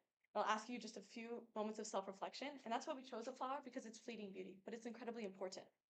We also will have Ohia Lehua tree prompts, which will be over longer periods of time, such as days, weeks, or months. And it'll bring you into perspective of the broader journey you are on, of all your introspections and all that you will have. Here's a collection of both Ohia Lehua prompts and the Pua Lehua prompts, collected together in our journal database. It allows you to take that moment to look back on your path and see just how far you've come. Let's take a closer look. The motto of the day this time is, how have you embodied Kilo? Pretty nuanced question, right? But we have support to help you better reflect. For example, in this case, there's a cultural context, Haleolono, a local ia, a fish pond. Additionally, we understand, unfortunately, not all residents of Hawaii and those who call Hawaii home understand a little Hawaii. Therefore, we will grow the language by providing definitions of these words that we use, in addition to cultural context for any concepts introduced. Our application runs a subscription model with 2 different packages. Firstly, we have our free version, where, as Bear just walked us through, you have access to our Ohia Lehua tree prompts. Prompts that help you self-reflect and really ground yourself in Hawaiian culture, the place that we are all familiar with. In our premium version, you get access to these Ohia Lehua tree prompts, as well as a lot of other features, with the main one being the Ohia Lehua flower prompts, also known as the Pua Lehua prompts that Acacia mentioned. These come in the form of notifications on your smartwatch or smartphone, giving you a reminder to maybe breathe, ground yourself, and really come into place where you are. There are a lot of other features as well. One of the main ones being integration into smartwatches. Cressa, could you walk us through some of the other features that are available in premium? When you tap on the book icon, you led to the resources tab. Essentially, this gives you resources and articles based on your mental wellness and Hawaiian culture. As previously stated, the watch is synced to your phone. This will track your biometrics, such as your heart rate and your daily water intake. Additionally, with these analytics, you will receive Fua Le Fua notification when you need it the most. For example, such as this one. This is a reminder to breathe and practice your ha. We also will have a way to keep you motivated and keep you incentivized to respond to these prompts and focus on your journey. With our leaderboard system, the more you respond to our prompts, the more points you will get, and the higher up on the leaderboard you will go. And this keeps you focused. Wow, make first place on our team. Hopefully, one day I'll make it there too. Thank you very much. Something that our application has that no other application has in this mental wellness space is a combination of these three aspects. In the top left, we have mental wellness apps. I'm sure we've all heard of Headspace and Calm, but as people of Hawaii, there really is no connection between that application and our people. We believe that by incorporating Hawaiian culture into a mental wellness app, we'll be able to connect and bridge the gap between mental wellness and the people of Hawaii, truly giving them a reason to care for their mental wellness. Lastly, we wanted an objective degree of accuracy with our mental wellness application, which is why we decided to integrate Apple Watches, Fitbits, and other smartwatches to help track your biometrics and make sure that you are accurate in your mental wellness journey. The three attributes combined create an accurate mental wellness app that is relevant to our people here in Hawaii. My name is Cressa Valenciano. I was a recent graduate of Waimea High School. And some of you might not know this, but my school has also suffered the consequences of the mental health epidemic. And if I was still in high school, I would have loved this app. Not only is it so convenient, it'll help me maintain and rebuild my mental health. I'm Acacia Blythe, and I'm about to go off to college and become a freshman in one of the busiest places in our world, the East Coast. And if I had an app like this, I would be able to stay connected with my identity and stay grounded in what I call home. I'm Bear Canetta, and I come from a background of family and friends who have severe mental health conditions. My loved ones don't have a personalized experience to help them start their mental wellness journey. And it is my sincere hope that an application like this could help them start that journey to improving their lives. My name is Micah Tajiri. I've seen way too many of my friends struggle with depression and mental health issues throughout school. And I've seen even more of them, or more importantly, I've seen how they've neglected the mental health resources that are available to us, not only as high school students, but as people of Hawaii. I truly believe that an application like this one is the solution to that problem. But it's not just me. In fact, it's not just us here in Hawaii. We've seen interest through our social media platforms, California, Arizona, and even some places in Canada. It's evident that it's not only beneficial for our people here in Hawaii, but for people that call our Hawaii their home and possibly the world. Founders and community, we are asking for your help in turning this idea into a reality. We are currently looking for website developers, cultural practitioners, and any other resources that can bring this vision to life. We urge you to join us on this journey to creating an application that will truly help the mental health crisis that we're facing here in Hawaii today. Finally, thank you.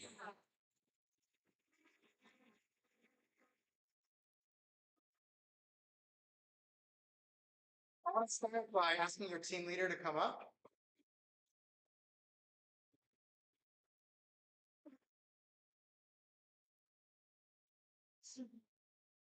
My name, hey, thank you for sprinting. Would love for you to offer a reflection. So our group had a lot of pivots early on, and we were lucky that it was early on. But I always, like every day, I would always reflect on how much grit, resilience, and patience you had all had with each other. I think you never got, you guys got frustrated, I'm sure, but you never showed that up. And I think that was a big respect on your guys' character. And it's really made the dynamic of the team come together, especially the other day. And I don't know, that's kind of my values, like resilience and grit. And you guys had more patience than I've ever in my teamwork phases. But it's been great to really work with you guys, as much as I've kind of been distant or step back. Thank you.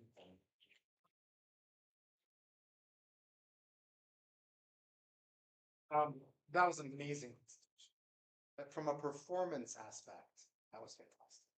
You were loud, you spoke to who you were, you knew when to be passionate. Micah, you got the presentation voice and presentation pace. So, you know, a huge part of what we do is to try to teach and then live the science and art presentation pitch. Can you talk about how that evolved and how that helped you over the course of the last few days?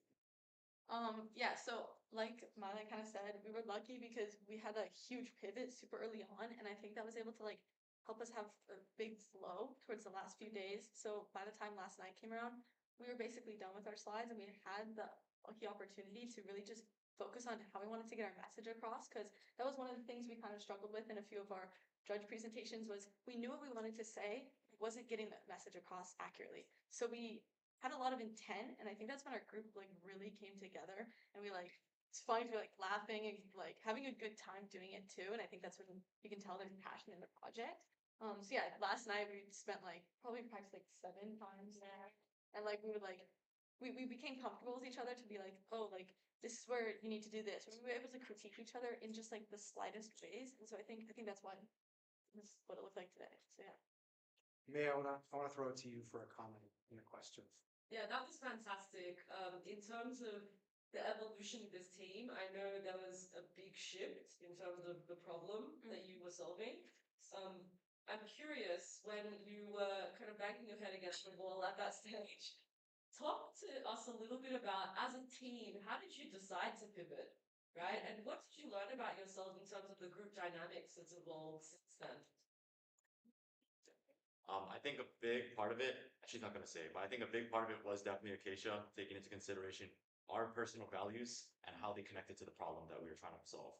In the beginning, we were trying to solve the problem of a lack of student engagement in school. And I think we all believe that it is a problem, but the reasons why we believe that it is a problem were all different coming from each of us. And I believe, personally, Acacia realized that when we came back the next day, she sat us all down and said, guys, I don't think this is going to work out. Let's figure out another problem. And that was the switch that we really needed. And being able to recognize the reason why we're all invested in the problem in the first place, and being able to come up with a new problem that matched those values more closely is really what helped us pivot earlier on and pivot so effectively, I believe. And if I can build off of how we came from education engagement to mental health, it was really because when we first explored that problem aspect of education engagement, we went down to the roots problems, and we had a very large root where it was basically mental health. And we thought, well, that's a good place to start. If we can help one person, we can help a lot more people. So that was really how we made that switch, made that pivot as well, how we got a new direction to go in. What day, what lesson, what activity do you think massively benefited your team and its direction? I think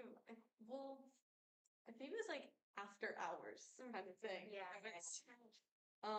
We've only been here for 10 days, but like I feel like so much has happened. I feel like I've been here for like 3 months. But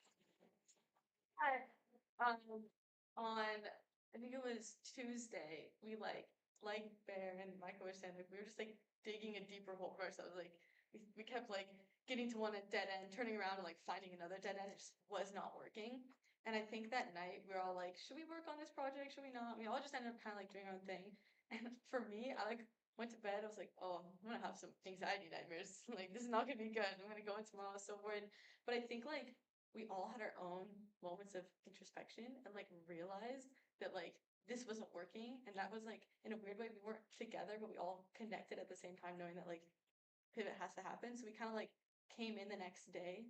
And so Wednesday morning, we all were on board. It was like super democratic, and everyone was like ready, basically. They're ready to like make a new push. So yeah. Yeah, there's been this movement over the past 10 years to kind of co-opt indigenous wisdom in very highly and white terms. And we see that a lot in mental health apps. We see people that look like skinnier versions of me with a longer beard talking about it, or a wonderful lady in Austin, Texas on a yoga mat. But I love how rooted to Hawaiian culture your product was, the resiliency of the ohia and the ohia tree. Can you speak to that?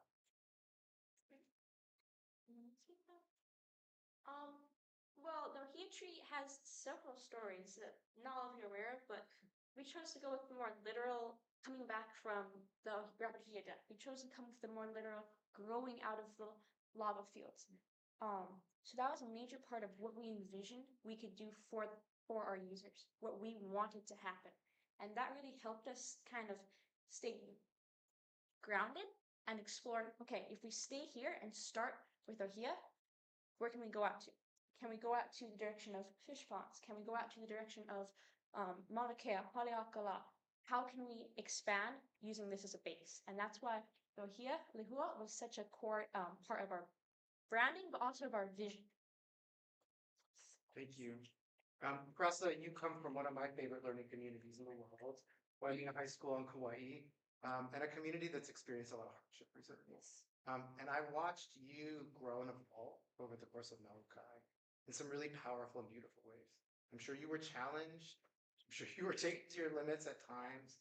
Can you talk about kind of where you're at and what you've learned about yourself? Whenever I had like to do group projects, my like teachers would tell me often that, oh my gosh, you've grown so much. And I didn't really see it because I would constantly downplay myself, like, I'm not that good. But over these past 10 days, and thank you, Azime, she helped me realize that I was actually growing exponentially. And I didn't really see it until like into Nalukai. So I like to thank you for that. I can add on to that. I just feel like as a teammate, like none of us knew each other in the beginning, but like watching you, every time you like opened and told your story, like it was better and better. I was like, oh my god, how do I come after this? Like you just did so good every time. It was very impactful. Yeah, I definitely think that as a team, we got a lot more comfortable with like Micah. We learned more about his personality. With me, we learned that I'm a little bit of a child. I think so. We learned just how open and fun she is. And with Cressa, we learned, oh my gosh, she's brilliant. It's the power of authenticity and vulnerability. I want to open it up to the audience for a question. Kari. Actually, don't have a question. I'm going to make a comment. Really touched me at the end of your presentation. Each one of you personalized what this meant to you, and how you would use it yourself, how it would affect your family and people you know. And I think that, from a marketing standpoint, looking at that, tells me that you didn't just create something to solve a problem. You created something that belonged to you and you took ownership. And I'm going to credit you for each one of you sharing that piece of what this meant to you personally. So good job. Thank you. Excuse me. I know the founders and previous graduates have probably already heard this so many times, but the skills you're learning here are something that can take you into adulthood that many adults don't carry. I'm a teacher. We have very little meetings and staff meetings. A lot of people can't put their ego aside. And so collaboration, learning to do that is a skill that's going to benefit you all so much. Time for one last question. Joyce. It's a lot, right? But I know when we started, a lot of the teams are like, this is my idea, but we don't like it, I want to go there. But you guys take that courage, that is a big step. You guys carry that all the time. Because your authenticity and your vulnerability is a great power. You guys will yeah, your mental it does show us so much. Big round of applause, please.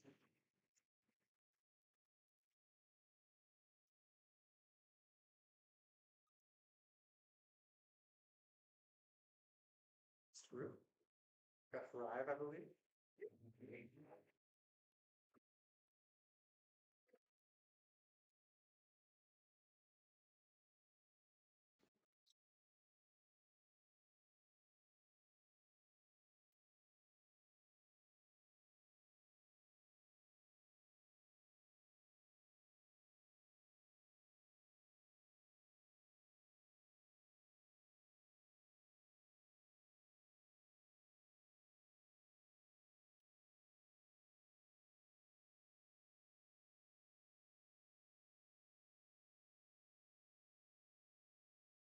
In Hawai'i, the average debt of a per person reflects the, especially my friend Kevin. My friend Kevin had just recently graduated high school and worked tirelessly throughout it in order to achieve his dream of going to MIT. I just remember his face when he got in, the excitement he showed, how driven he was to actually go. But then, as the acceptance letter came in, so did the hardship of the tuition costs. He saw that he wouldn't be able to pay for this by himself, but he couldn't rely on his parents because of their financial situation as well. So he had to take in a student loan of $52,000, unprepared for the financial burden it would soon become. Excitement turned into anxiety as he navigated through his freshman year. Excitement turned into anxiety as he navigated through his freshman year. Trying to manage both tuition costs and the cost of living just put a huge burden on him. He didn't know where to go or didn't know what to do. And that's because my school never offered any finance programs to teach you about this is how it's like to be an adult. Now, I have a question to ask all of you. Does anyone in here know what the average debt per person is in Hawaii? It's $82,650. And that's only per one person. Now imagine that multiplied by all the residents living across the islands. Just imagine that number in your head. This is a problem. The high debt costs also have a big impact on us as people. It seems that these investment payloads take something out of us. It chips off our savings and it financially puts us in a bad place. It's kind of like throwing our money into our money into a bonfire. Now, I have a question for all of you. Why is financial literacy important? The unique economic challenges of Hawaii exacerbates the effects of poor financial decisions. After accumulating debt, or not saving enough in order to tackle the high cost of living here, many Native Hawaiians are forced to either downsize and move out of their homes or move out of the state and leave their ohana. Our keiki go off As Auntie May to said, college, what we're really hoping here is that they come home. we need to bring our keiki home, but this is a complex issue. So how do we do this? In our research, we found that 39% of all Hawaii don't have any access to personal finance education. This prevents them from learning valuable skills that allow them to succeed in high school and beyond. So is this our future? It doesn't have to be. We created Thrive, a personal finance education app made by high schoolers for high schoolers that nurtures and prepares students in Hawaii to succeed. Thrive Hawaii's mobile app combines interactive courses with financial literacy. Our interactive courses allow students to build engagement and retention with financial literacy topics specific to Hawaii. Additionally, when completed, these courses provide the user with the reward of digital money that can be used in other aspects of our app. Another aspect of our app to build engagement are these personalized finance calculators. These calculators take your personal financial information and input it into simple topics that are relevant to high schoolers, such as tax, budgeting, and loans. These topics allow high schoolers to build financial habits early instead of having to wait for adulthood. Thrive fosters a sense of community among our students through progress in achieving sharing features. Students earn points and badges after completing activities and lessons, which are displayed on a leaderboard. This encourages friendly competition among students and pushes them to engage fully with the content. Yeah, another feature we have is a customizable truck. So basically how it works is while you go throughout the curriculum, after you finish each unit, then you get a certain amount of fake money, and you can use that to customize this truck, being like a Rockwell Tacoma to a cherry lifted yoke. I mean that one's stock, but like you got the point. Okay. So also right now you may be wondering why should we use Thrive instead of a different business that does a similar service? And our answer to that is simple. Thrive uses information that's specific to Hawaii, which is super important because the living cost in Hawaii is much higher than other places throughout the country. This changes the financial strategies to be successful, such as using credit cards responsibly or saving early for retirement.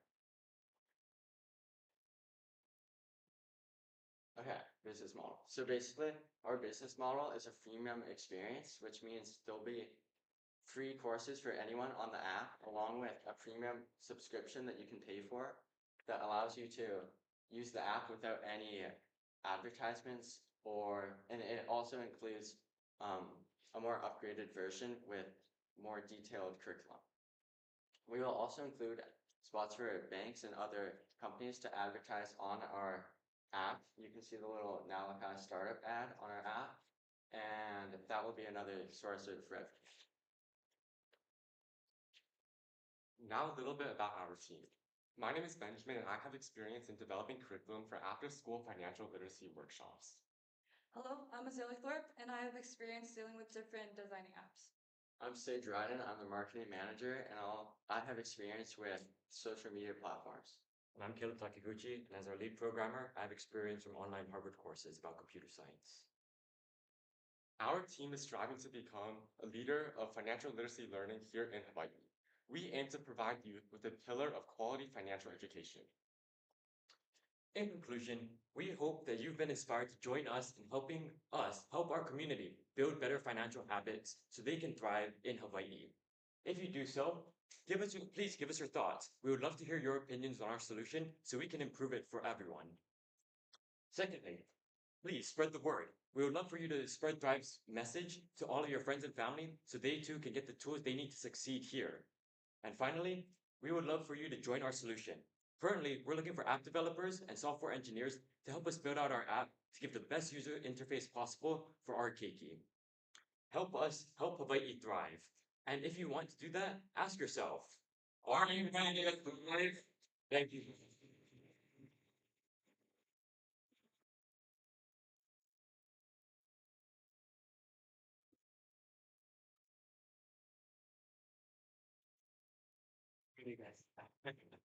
I want to ask Gavin, your amazing team leader, to reflect on your team. I was up here so fast, I fell out of my slippers. So, I mean, that doesn't show how like crazy excited I am that you guys pulled this on. It's crazy. Like, you breathed, I saw you recenter. That was amazing. I saw you go from reserved and just kind of quiet, sitting at your bench. You had so much thoughts inside your brain.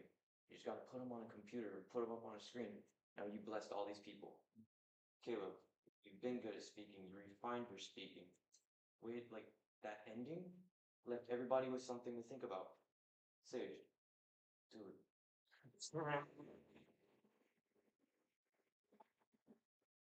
You did that. Like, you were nervous, and you did that. You went up in front of all these people, all of you. There's a bunch of people in here, a bunch of people online. You did it. That's super good. Good job. Seriously. Thank you, Gavin. Yeah.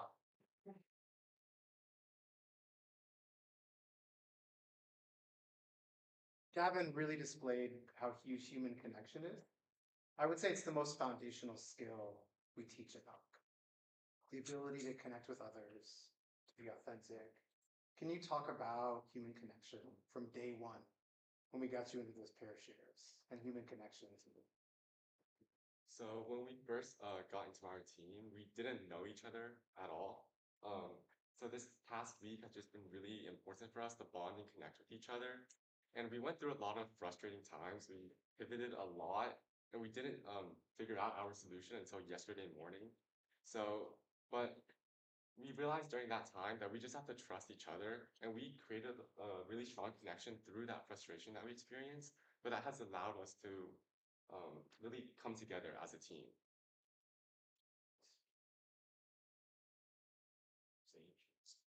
Yeah, it's definitely a great opportunity to collaborate, and because like, I didn't know any of them, and then I met them and we got to know each other, and then we just put this presentation together. So yeah. Thank you. There's a big communal aspect to your tool. And as we saw with Wall Street Bets on Reddit, people want to share kind of their financial growth. How did you come up with this leaderboard? Why did you think about gamifying? Okay, so So in the past, like there have been a lot of different personal finance programs, but at the end they were all pretty boring and we all know that finance is like this irrelevant topic that we think, oh, it's just math. So we were trying to find out different ways to keep our audience engaged, and by including that leaderboard, it gives them something to aim for. Yeah, kind of adding on to that, I think what we really found as we were trying to flesh out our solution was that a lot of the solutions that already exist, because this is a big problem and companies have tried to solve it before, is that they don't really understand how like us as youth and high schoolers like appreciate like different types of interaction. And I think that we found that the leaderboard, after polling some of our fellow founders, was one of the main things that they really looked forward to when thinking about our app. I want to open questions up to the audience.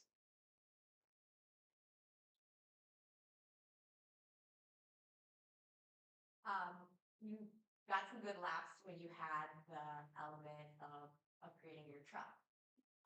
Do you think that using humor and some lightness in financial literacy is a direction you could move in and something special in that space? yeah, I think that's really important. Finance is usually thought of as like really serious and a not fun topic.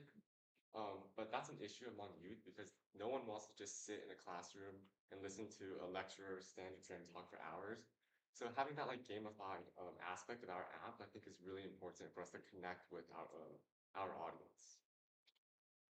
Please.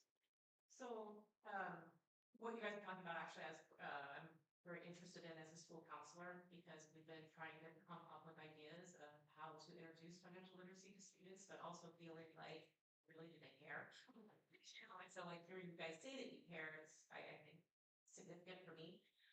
But how do you feel like I like the idea of the game. What you guys are saying, making it fun, doing it that way, I think is much better than a teacher kind of teaching it when kids aren't engaged. But how do you perceive, like, how do you see this rolling out to students and getting kids to engage with the program that you guys have? So we actually do have a website that we are using to kind of push it forward, and we also have an Instagram up there. You can see on the codes for both of them. So this is our main way that we're gonna outreach to different schools and like different students, and just make it so that the videos that we do post on Instagram fun and like you should definitely do this because we're gonna make finance fun for you. So instead of being maybe like fluent in like a different language, you could take that and be fluent in finance. One more question. More of a response. I'm a financial advisor. So this hits what I do on a daily basis. And I get asked probably at least once a week from some parent, not necessarily talking about high school, though we know that's where it has to start. But once they get into college or get out of college, I've been asked to do presentations to, 20-somethings to help them with financial literacy. But I would be not as fun as you guys, I can guarantee you that.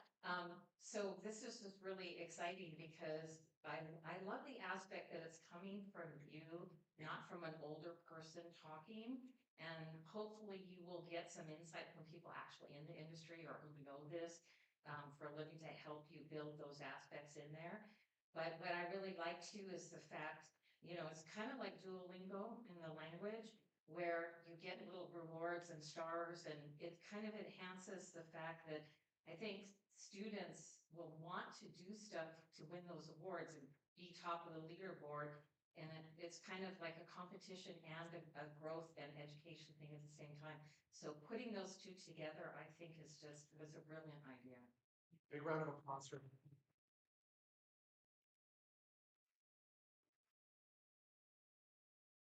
Sam.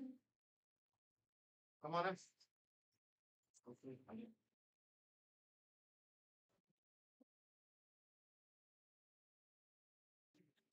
Yeah.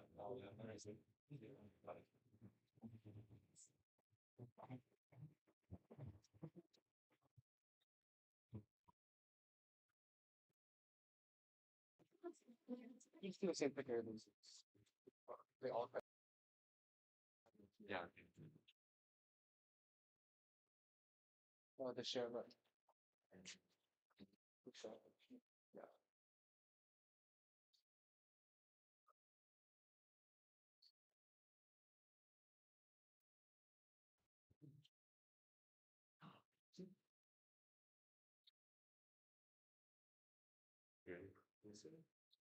Aloha everyone, we are DoSTEM Hawai'i. Whether you're an entrepreneur, investor, parent, or behind the camera, what's up mom and dad? Everyone is fortunate to be here. I found out about this beautiful experience in Nalukai through a teacher's personal recommendation. So this makes me think about the other that do not have the guidance from their own teacher or the recommendation like I did. So I took it into my own hands to look for Hawaii High School STEM summer programs, where I was provided with the Diamond Head musical theater experience. Not only once, but twice. So this proves how searching for these available STEM programs in Hawaii is not accessible through the Google search engine. We have found that many ambitious minds aspire to pursue careers in STEM. However, they have encountered a significant challenge: the ability to find the STEM experiences in Hawaii. For example, on Teen Life, an international database, we search for STEM programs in Hawaii versus California. As you can see, there is a big difference. 60 STEM opportunities come up in California, while in Hawaii, there were 0. Now, a really important distinction to make is that there are these STEM opportunities here in Hawaii. Over the past 6 days, we have contacted members of our community that run these programs, and they have expressed a very similar difficulty in reaching these students that we are seeing from the student side. There's some sources that say there's even 100 different STEM opportunities that aren't able to find enough students, so they end up losing money and having a lot of difficulty because of that. This means that there is both a lack of supply, an excess of supply and demand for these students, and the issue is simply the connections between them. This is also reflected within the culture in Hawaii. A few days ago, we had the opportunity to visit Hale'olono, a Hawaiian fish pond, where we learned about the cultural experience. We learned about how to build the rock wall, how to recognize the plants that the honi eat, and about the different concentrations of sediment, salt water, and fresh water in the different parts of the ponds, and how that affected the fish. At first, people may not realize the direct connection between the Hawaiian culture and STEM experiences. So we need to bring attention to these enriching programs so that we can preserve the culture of our islands. So you may ask, why does this all matter? When it comes to the phone in your pocket, the infrastructure of this building, or the healthcare we all need, STEM is everywhere. So it is also of great interest in our Hawaii high school youth. Around 45% of all students aspire to go in STEM-related fields. Additionally, it is a need in Hawaii's workforce. Since 2019, there has been a growth. There has been a growth of 78% of essential workers in Hawaii. So, to prevent crises like these, such as this bridge falling, or what I personally lived through, the Red Hill water crisis, we can prevent these from happening if we make this accessible to our youth. So we are the DoSTEM Hawaii founders. I'm Rylan Colbert, and I went to Waiakea High School, and I've grown up in Hilo on Hawaii Moku, and I would like to become an aerospace engineer when I grow up. I'm Kylie McMillan. I'm from Seabury Hall in Maui, and I'm planning on studying computer science and AI development. I'm Ash Schwab. I'm from Oahu High School in Honolulu, and I plan to study engineering in college. My name is Sage Cheney. I go to HT on Kauai, and I aspire to be in a career in engineering or. So, as you may have noticed, the 4 of us comprised 4 different districts of the state of Hawaii. And we all have a very intense passion for STEM. Together, this makes us particularly qualified to come up with a solution for this problem. And that solution is a web database.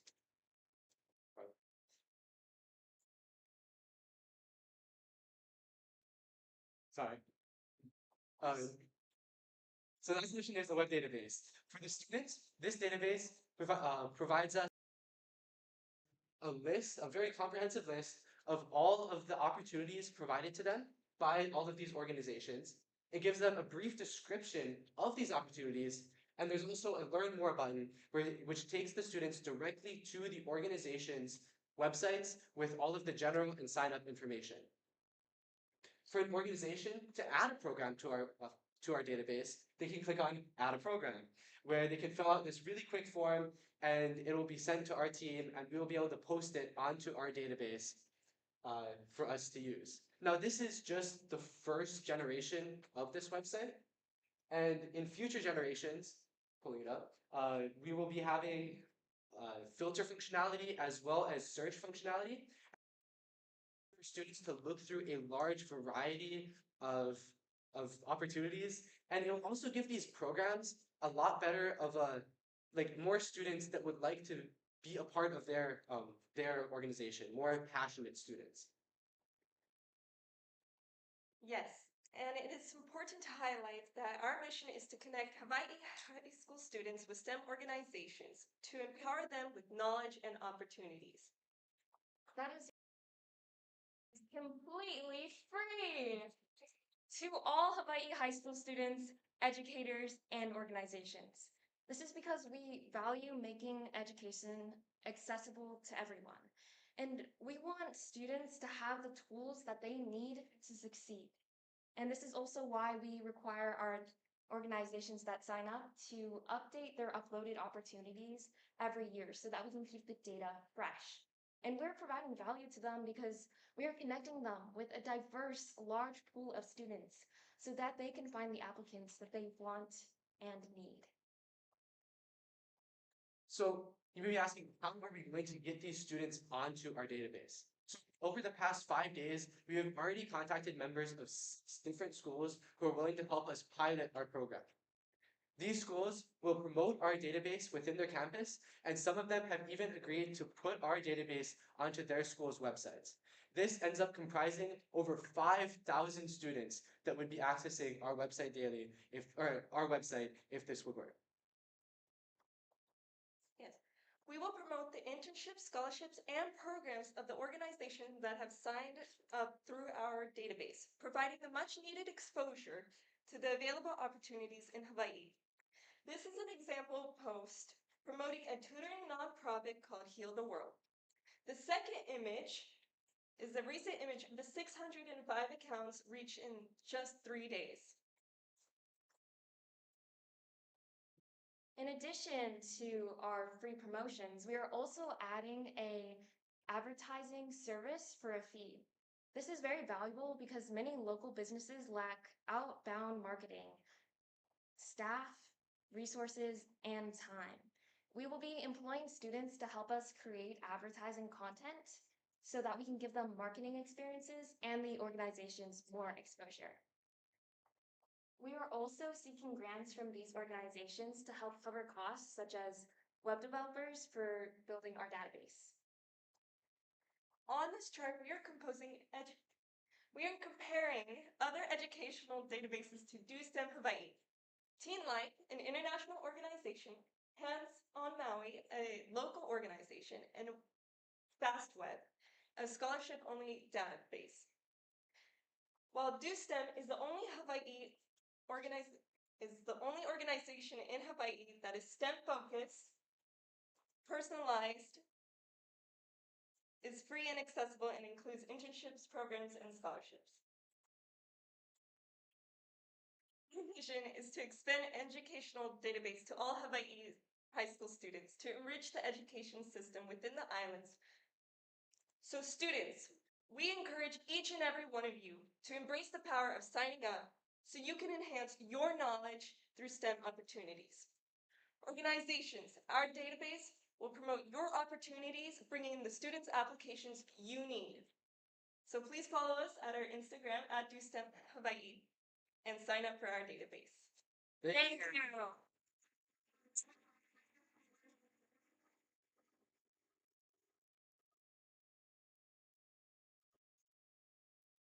Let's start with Arlo, your team leader.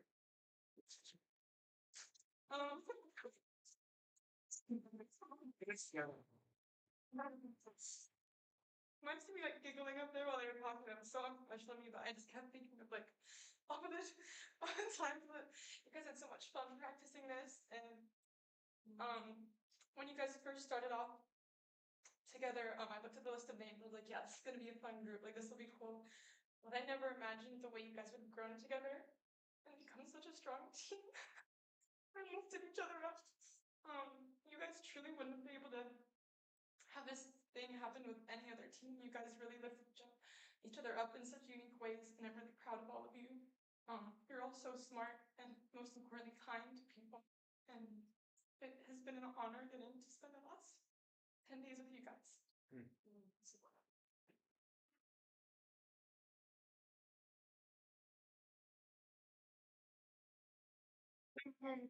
I think I can talk for all four of us too, how much Harlow really meant to us. Like for me personally, I've never had an older sister, but even though I've known her for like 10 days, she's really like felt that to me. And like we can crack jokes at each other, and like we can all laugh at like the same stuff, but she really knew when to make the difference between joking and when it's time to work. So yeah, thank you so much, Harlow.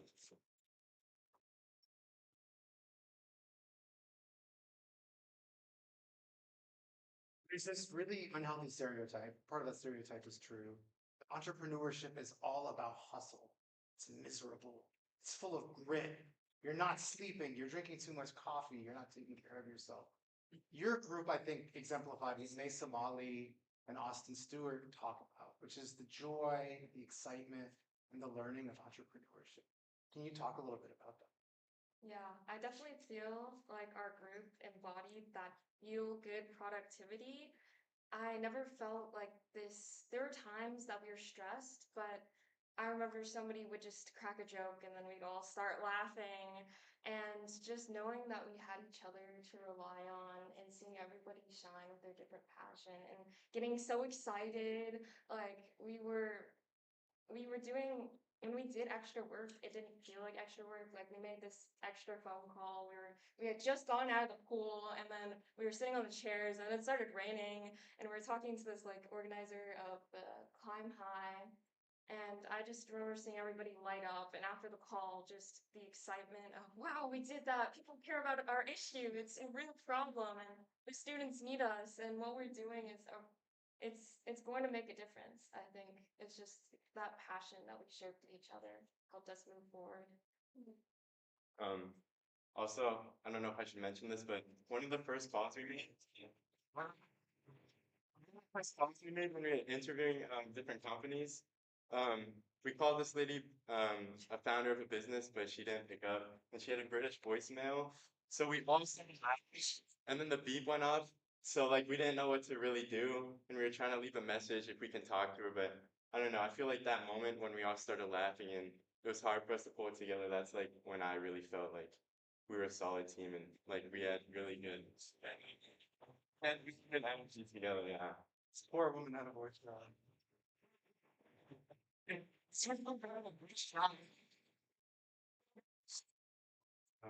a question from the audience. Please. So it sounds like all of you are interested in engineering, right? And I felt like in your presentation and your work that engineering design process was really strong with this team. So I was wondering how Nalukai helped you bring that a step further. You know, for me, like I'd always like tried to think about like starting a business, and like I was like, oh, it's gonna be too hard. And then we came here, and like it was so methodical, the steps that they put us through, and it was all the engineering design process, like you said, and I never really thought about it that way. And they put us through all these steps, and like I feel like in 10 days, like I thought about this for years, and in 10 days, like I think this is something that's very realistic for us to end up doing. And it's really incredible how that process has led to us being able to like come up with something viable. And yeah, it's been really nice. I've got Coach Justin Brown, if I may, who sat in and gave some feedback yesterday. One of the things that he mentioned was that it's a travesty that people like you who get experience here who know Hawaii, who know the job market, who have tremendous ambition to solve real world problems here. How sad is it that that the state has to import workers, right? STEM workers, especially engineers, tech workers, when they don't necessarily have an understanding of the culture like you all do.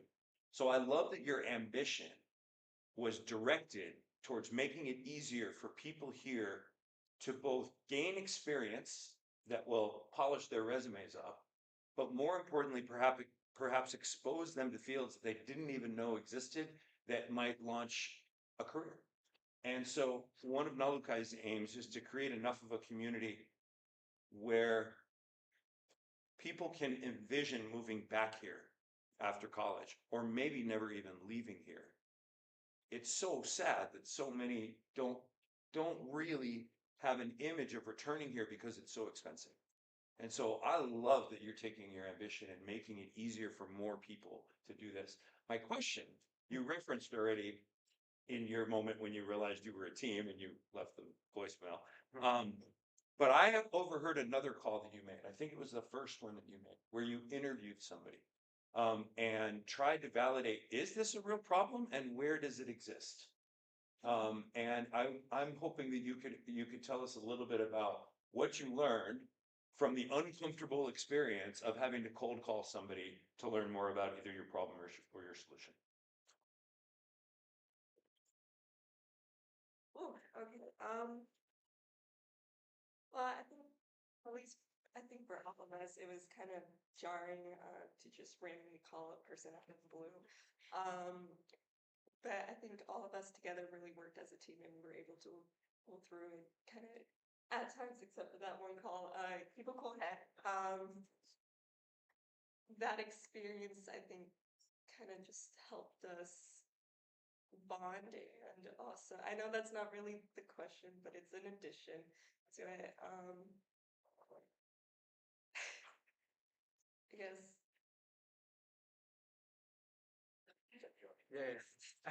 Yeah, I think it really just let us meet people in our communities, and that I know it's like literally the same. I'm just repeating the question, but it let us know how many opportunities there were that are like that I don't know about, and I would consider myself my school Waikea. I feel like we tend to be pretty good about trying to find opportunities, providing them to the students, and even just talking with everybody here. I asked around to some of the founders, and they give me 20 things I never heard of, and hearing people talk on the call, they gave us another 20 or so something things that our entire group had never heard of. So that really it validated the problem, and it also gave us something to sort of work towards, because we're the only people that really know, because like there's not that many people that know about it, and it gives us like sort of a leg up in trying to address the solution. Cool. Sorry. I think too, aside from our business model, I feel like as teenagers, like saying you got to call up like these founders of huge businesses, like that's super like scary to us. But talking to these founders and them saying like, oh yeah, we can help you, and like with their support, it really shows us like kind of how much power we do have as teenagers and how we really can make a change. Thank you so much.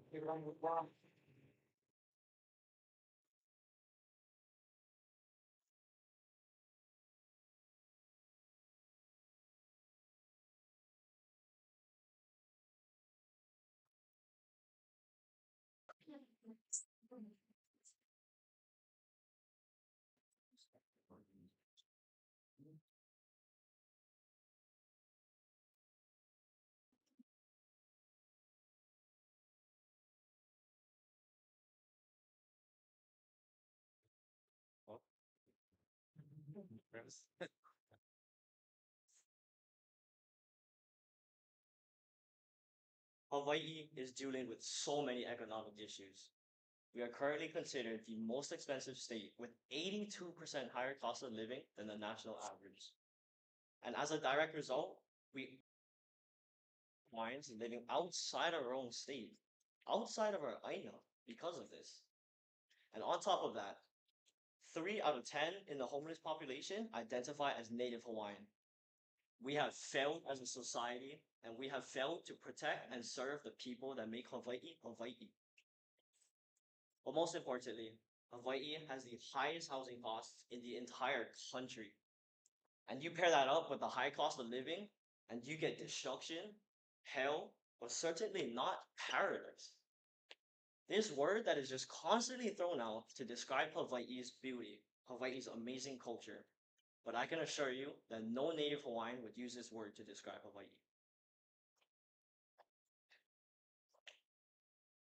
Right now, as I give this speech, many of my people, my Kanaka, are being affected by this.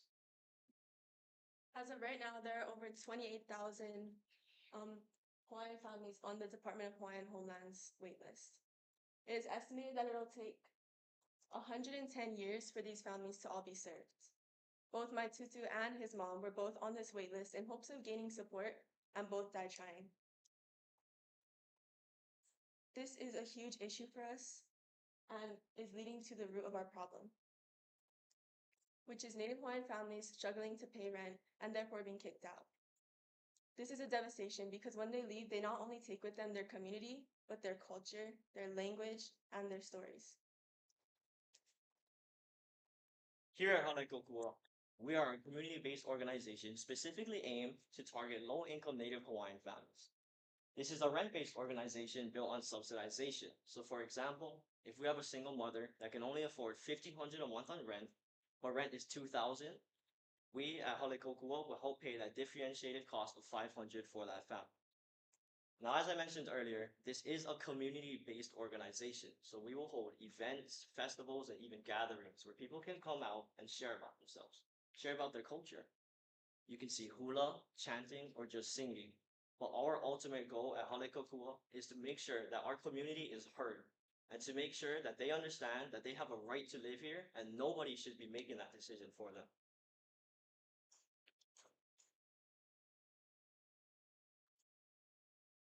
Our goal. So imagine this. In 1 year, $120,000 raised, 10 Native Hawaiian families' rent successfully subsidized, $1,000 to each of them. Many people may think that this system may not work, but it already is working through the UBI system, which is Universal Basic Income. This has been proven to work on multiple accounts. One successful example is the Alaska Permanent Fund, where they had successfully reduced the poverty level in their neighborhood. We are going to do this by grants and donations. We are going to seek funding from foundations such as Hawai'i Community Funding, as well as get donations from individual people looking to support our events. So we are going to get donations online through our website, as well as in person at our community events.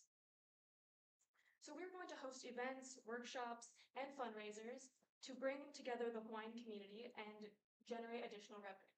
To enter these events, you will need to pay an entry fee, which will vary based on the place where we are, the location, as well as the event itself. You can get access to these and find out about donating as well as volunteering from our website. This is our event page, an example of an event that we will be hosting. We have the date, time, location, as well as a description of what our event will hold. And you can also buy your ticket online.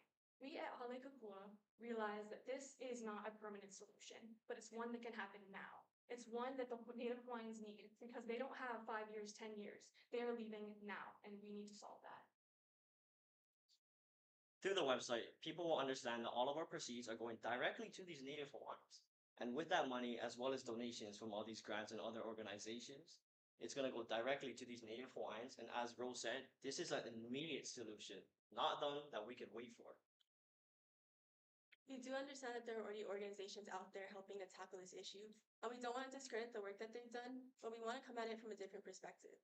Haleʻokua is focusing on rent subsidy in particular, and like I said earlier in my story, it's been a flawed system for 2 generations in my personal ohana now, and we don't have multi-generational time to wait. So coming at it from the rent point of view, it makes the action immediate and effectively working to keep Native Hawaiians in their homes. Another thing that makes us different is our youth. We're an organization run by the people of this Aina that are fighting to keep our place here. We're working with through our cultural events, we are able to bring that aspect into our organization. We believe that we as a team can confront this issue because as youth, we provide unique perspectives to this problem. As an overview, my name is Mason. I'm from Waimanalo, Oahu, and I wanted to focus on community outreach and cultural equity. My name is Rosabella. I am from Hakalau, Hawaii, and I am not Native Hawaiian. But even myself, I see what a big problem this is. And growing up in Hawaii, I've realized how hard it is just to live, let alone live a sustainable, healthy lifestyle. I'm Onahela from Palolo Valley on the island of Oahu, and I have seen the destruction that this crisis has had on my family, but also my community, and I want to help change that. I'm Khalil Ewan. I'm from Haleiwa, Oahu, and as a Native Hawaiian myself, absolutely nothing hurts and disappoints me more than to see my culture slowly diminish because people are taking it with them as they're being driven out of our lands, out of our native Aina, to simply survive. Our goal here at Hale Kokua is to make Hawaii sustainable and no longer let it be a dream, but we can make it a reality. And in the middle, we have our team leader, Lily, who plays the behind the curtain role. Seeing firsthand my family members being forced out of Hawaii because of these high housing rates, I empathize with this issue immensely. In 1920, Prince Kuhio, who introduced the Hawaiian Homes Commission Act, stated, "The Hawaiian race is passing, and if conditions continue to exist as they do today, this splendid race of people, my people, will pass from the face of the earth." This was quoted 104 years ago, and Native Hawaiians to this day are still facing similar disparities. But this doesn't just affect Native Hawaiians, it affects all who reside on these islands. I urge you to reflect, who is Hawaii without Native Hawaiians? What is left of the culture here when all Native Hawaiians are forced out of their homeland? We are Hale Kokua, seeking potential investors, volunteers, and partners who can help move this organization forward. We appreciate any outreach and opportunities that can help us keep Hawaii Hawaiian.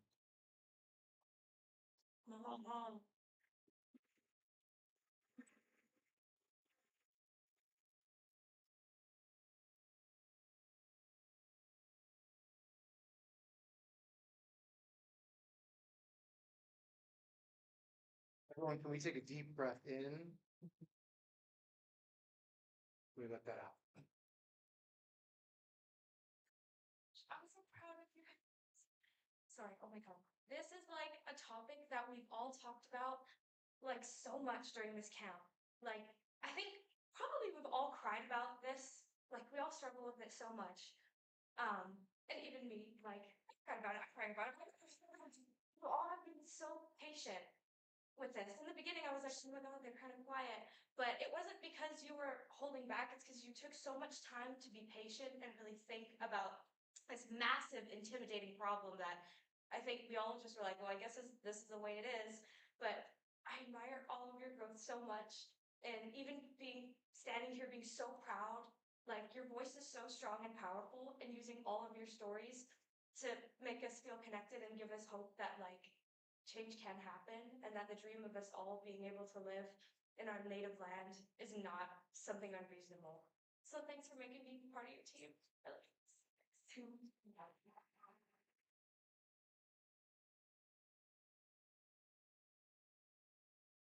As we've evolved as an organization and as a curriculum, thank you, Austin, thank you, Carlo, thank you, Alamura Bayashi, if you're watching. We realized that we need to stay in the problem space. Before we jump to solution mode, we have to really understand the problem. And this was the single best problem space presentation in the history because it connected so much to people and your person and identity. And the fact that 4 of the 5, and I'm going to include Lily in this, team members are of Native Hawaiian descent, and that your problem and solution were so rooted in that was really, really powerful. Can you talk about them? How you kind of pulled from your identities to have a presentation and a product like this? Yeah, I think always growing up, I always saw my family being forced out, and it was a really emotional thing for me.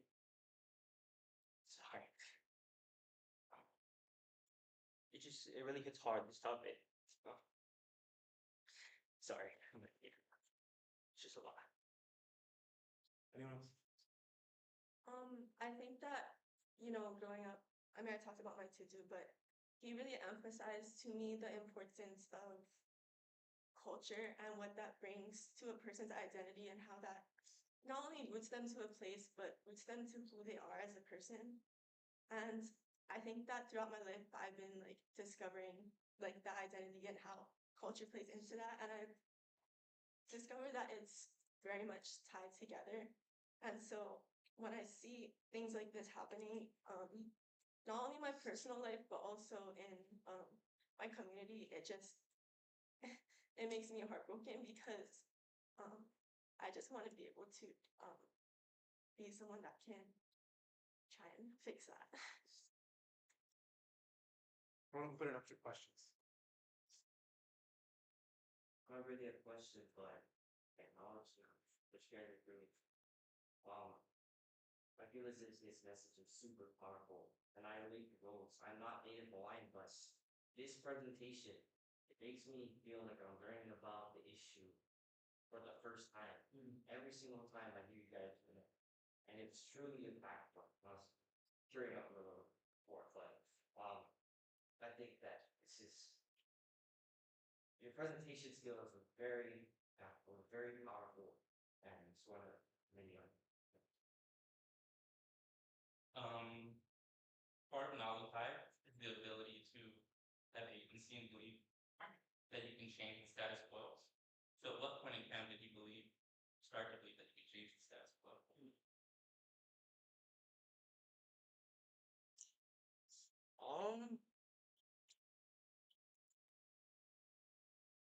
I'd say really it's when we started working right here inside of this building.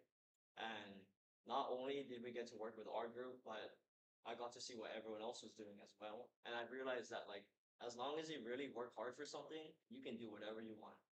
And all you need is drive and determination. And I think the reason why our presentation was so good is because we all had passion. And this is something everyone in this room can relate to, even if you're not Hawaiian. So I think that's I'd like to add on to that when it was like after I think we gave our first iteration of, or kind of our first iteration of the presentation, and David came up to us after and he was like, "You guys made me feel outraged." It's like, I didn't like, at first I was like, oh, like, are people gonna like relate with this issue? Like, are people gonna care about it? And the fact that he had like come up to us and said that, it meant a lot to me, and it meant like kind of reaffirming that this is an issue that needs to be solved and that people care about. I just want to share that maybe when I was about 14, that's when I realized I didn't have to for this to start. And it's been a wound in me for these decades.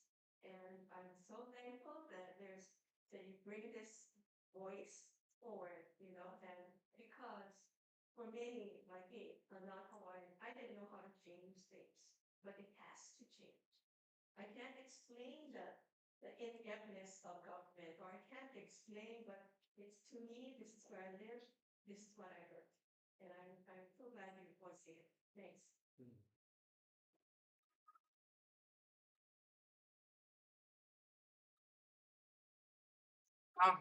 One of the most important parts of Nalukai, sorry, not yet, was Kumu Auntie Jasmine in the back. And as she was talking about George Helm and the Hawaiian soul, and how he was the definition of what Nalukai deems an entrepreneur. Someone who took his technical skills, his identity, and inspired others. And I heard his music throughout your presentation, just in the back of my head. And so I want you to speak to what Jasmine has meant to your team, and not just the Manoa Laws, but how that's translated throughout the rest of the team. And I'd love each of you to answer. can start. I think when Auntie Jasmine always begins the day with a learning segment and connects how we can connect to ourselves with Hawaiian culture, it just means a lot because it keeps me grounded and it keeps me tied to my culture. I think going off of what Mason said, it was really a point of gratitude for me because I could relate, like we were talking about the different peoples.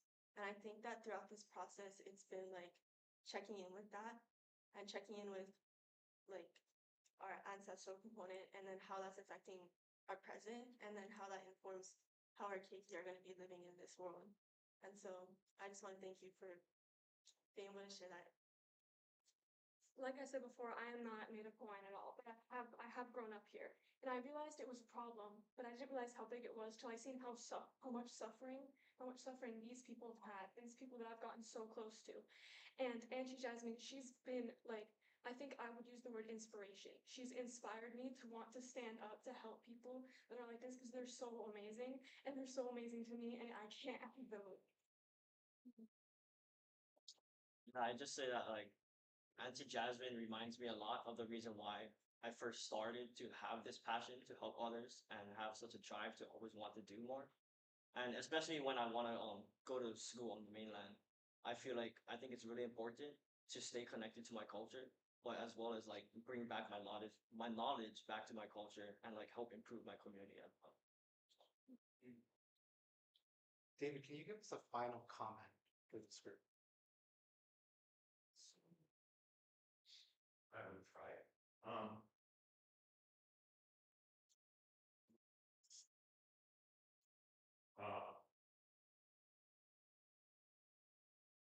You guys have moved me so much, Sheets, in the way you've gone through this.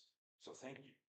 Thank you for opening up your stories to each other, to us, to sharing your experience, which can be so revealing, but so painful. And going there.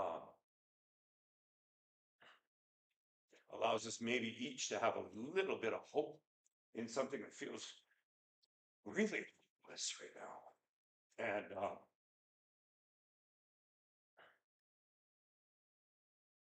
there was a moment, I can't believe I'm surprised I'm telling the story. There was a moment after 9/11, which happened before you folks were born, where the New Yorker magazine sent out a copy of the New Yorker and it was all black. And I remember seeing it and going like, whoa, even the New Yorker, which puts these like incredibly creative covers together, after 9/11 is saying, it's hopeless. It's black, it's done. And something caught my eye. There was something that intruded on the typeface. It was the spire of the World Trade Center, done in a slightly different shade of black. And you could see that if you turned the magazine just the right way, that the towers were there in a little bit shinier than the background. And the experience of seeing it and feeling hopeless and then seeing, oh, there's some creativity in this, gave a glimmer of hope at a time that felt really, really bleak for anybody who lived through that. And you all did that for me on this issue. You probed, you delved, you showed how devastating it is. A community is immensely under threat where we are. And you, by your industry, by your willingness to work, by your willingness to go there, by your willingness to tell your story and open your heart and tell us about your ohana, or to speak with conviction and power, or to say we all have a role in this, that this is our problem here. It gives me the slightest little bit of hope at a really, really bleak time. And it encapsulates why we do this. Why we say it's important for young people to have a voice at the table because they're experiencing it. Excuse me. So your project and all of your projects show me what can happen when we invest in young people and we say, you got this, you know, you can develop these skills quickly with each other if we just create connection between people. So for that, I thank you for being part of the connection, the audience today. I thank you for your incredible industry, everybody. Your willingness to work hard and share and brainstorm and develop solutions to stuff that really matters here for all of us. And to this group especially, thank you for encapsulating, though it doesn't sound like it with my voice and my face right now, what's been so joyous and wonderful about being a part of this organization and being part of 10 camps. You help me remember why we do what we do. And I thank you. Thank you all for that. And thank you, everybody.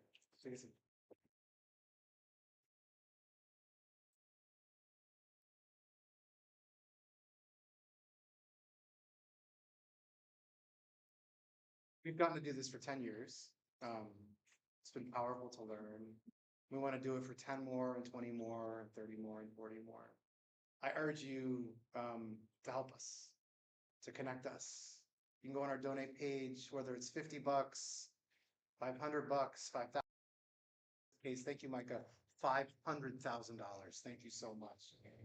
A 17, 18-year-old, it's incredible. I encourage to keep us going.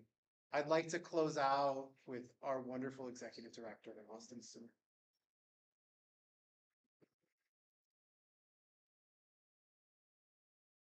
We get one more round of applause for our 2024 Summer Startup Camp founder.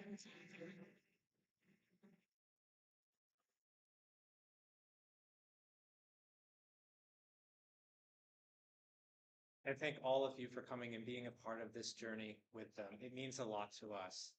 I would have so much more to say, but we have a celebratory trip to downtown Hilo for our founders, and the bus is waiting. So I'm gonna have to break up this party. You don't have to go home, but you can stay here. Thank you all, and we hope to see you again in 2025 for another one of these with our future founders. Thank you again. We appreciate your support.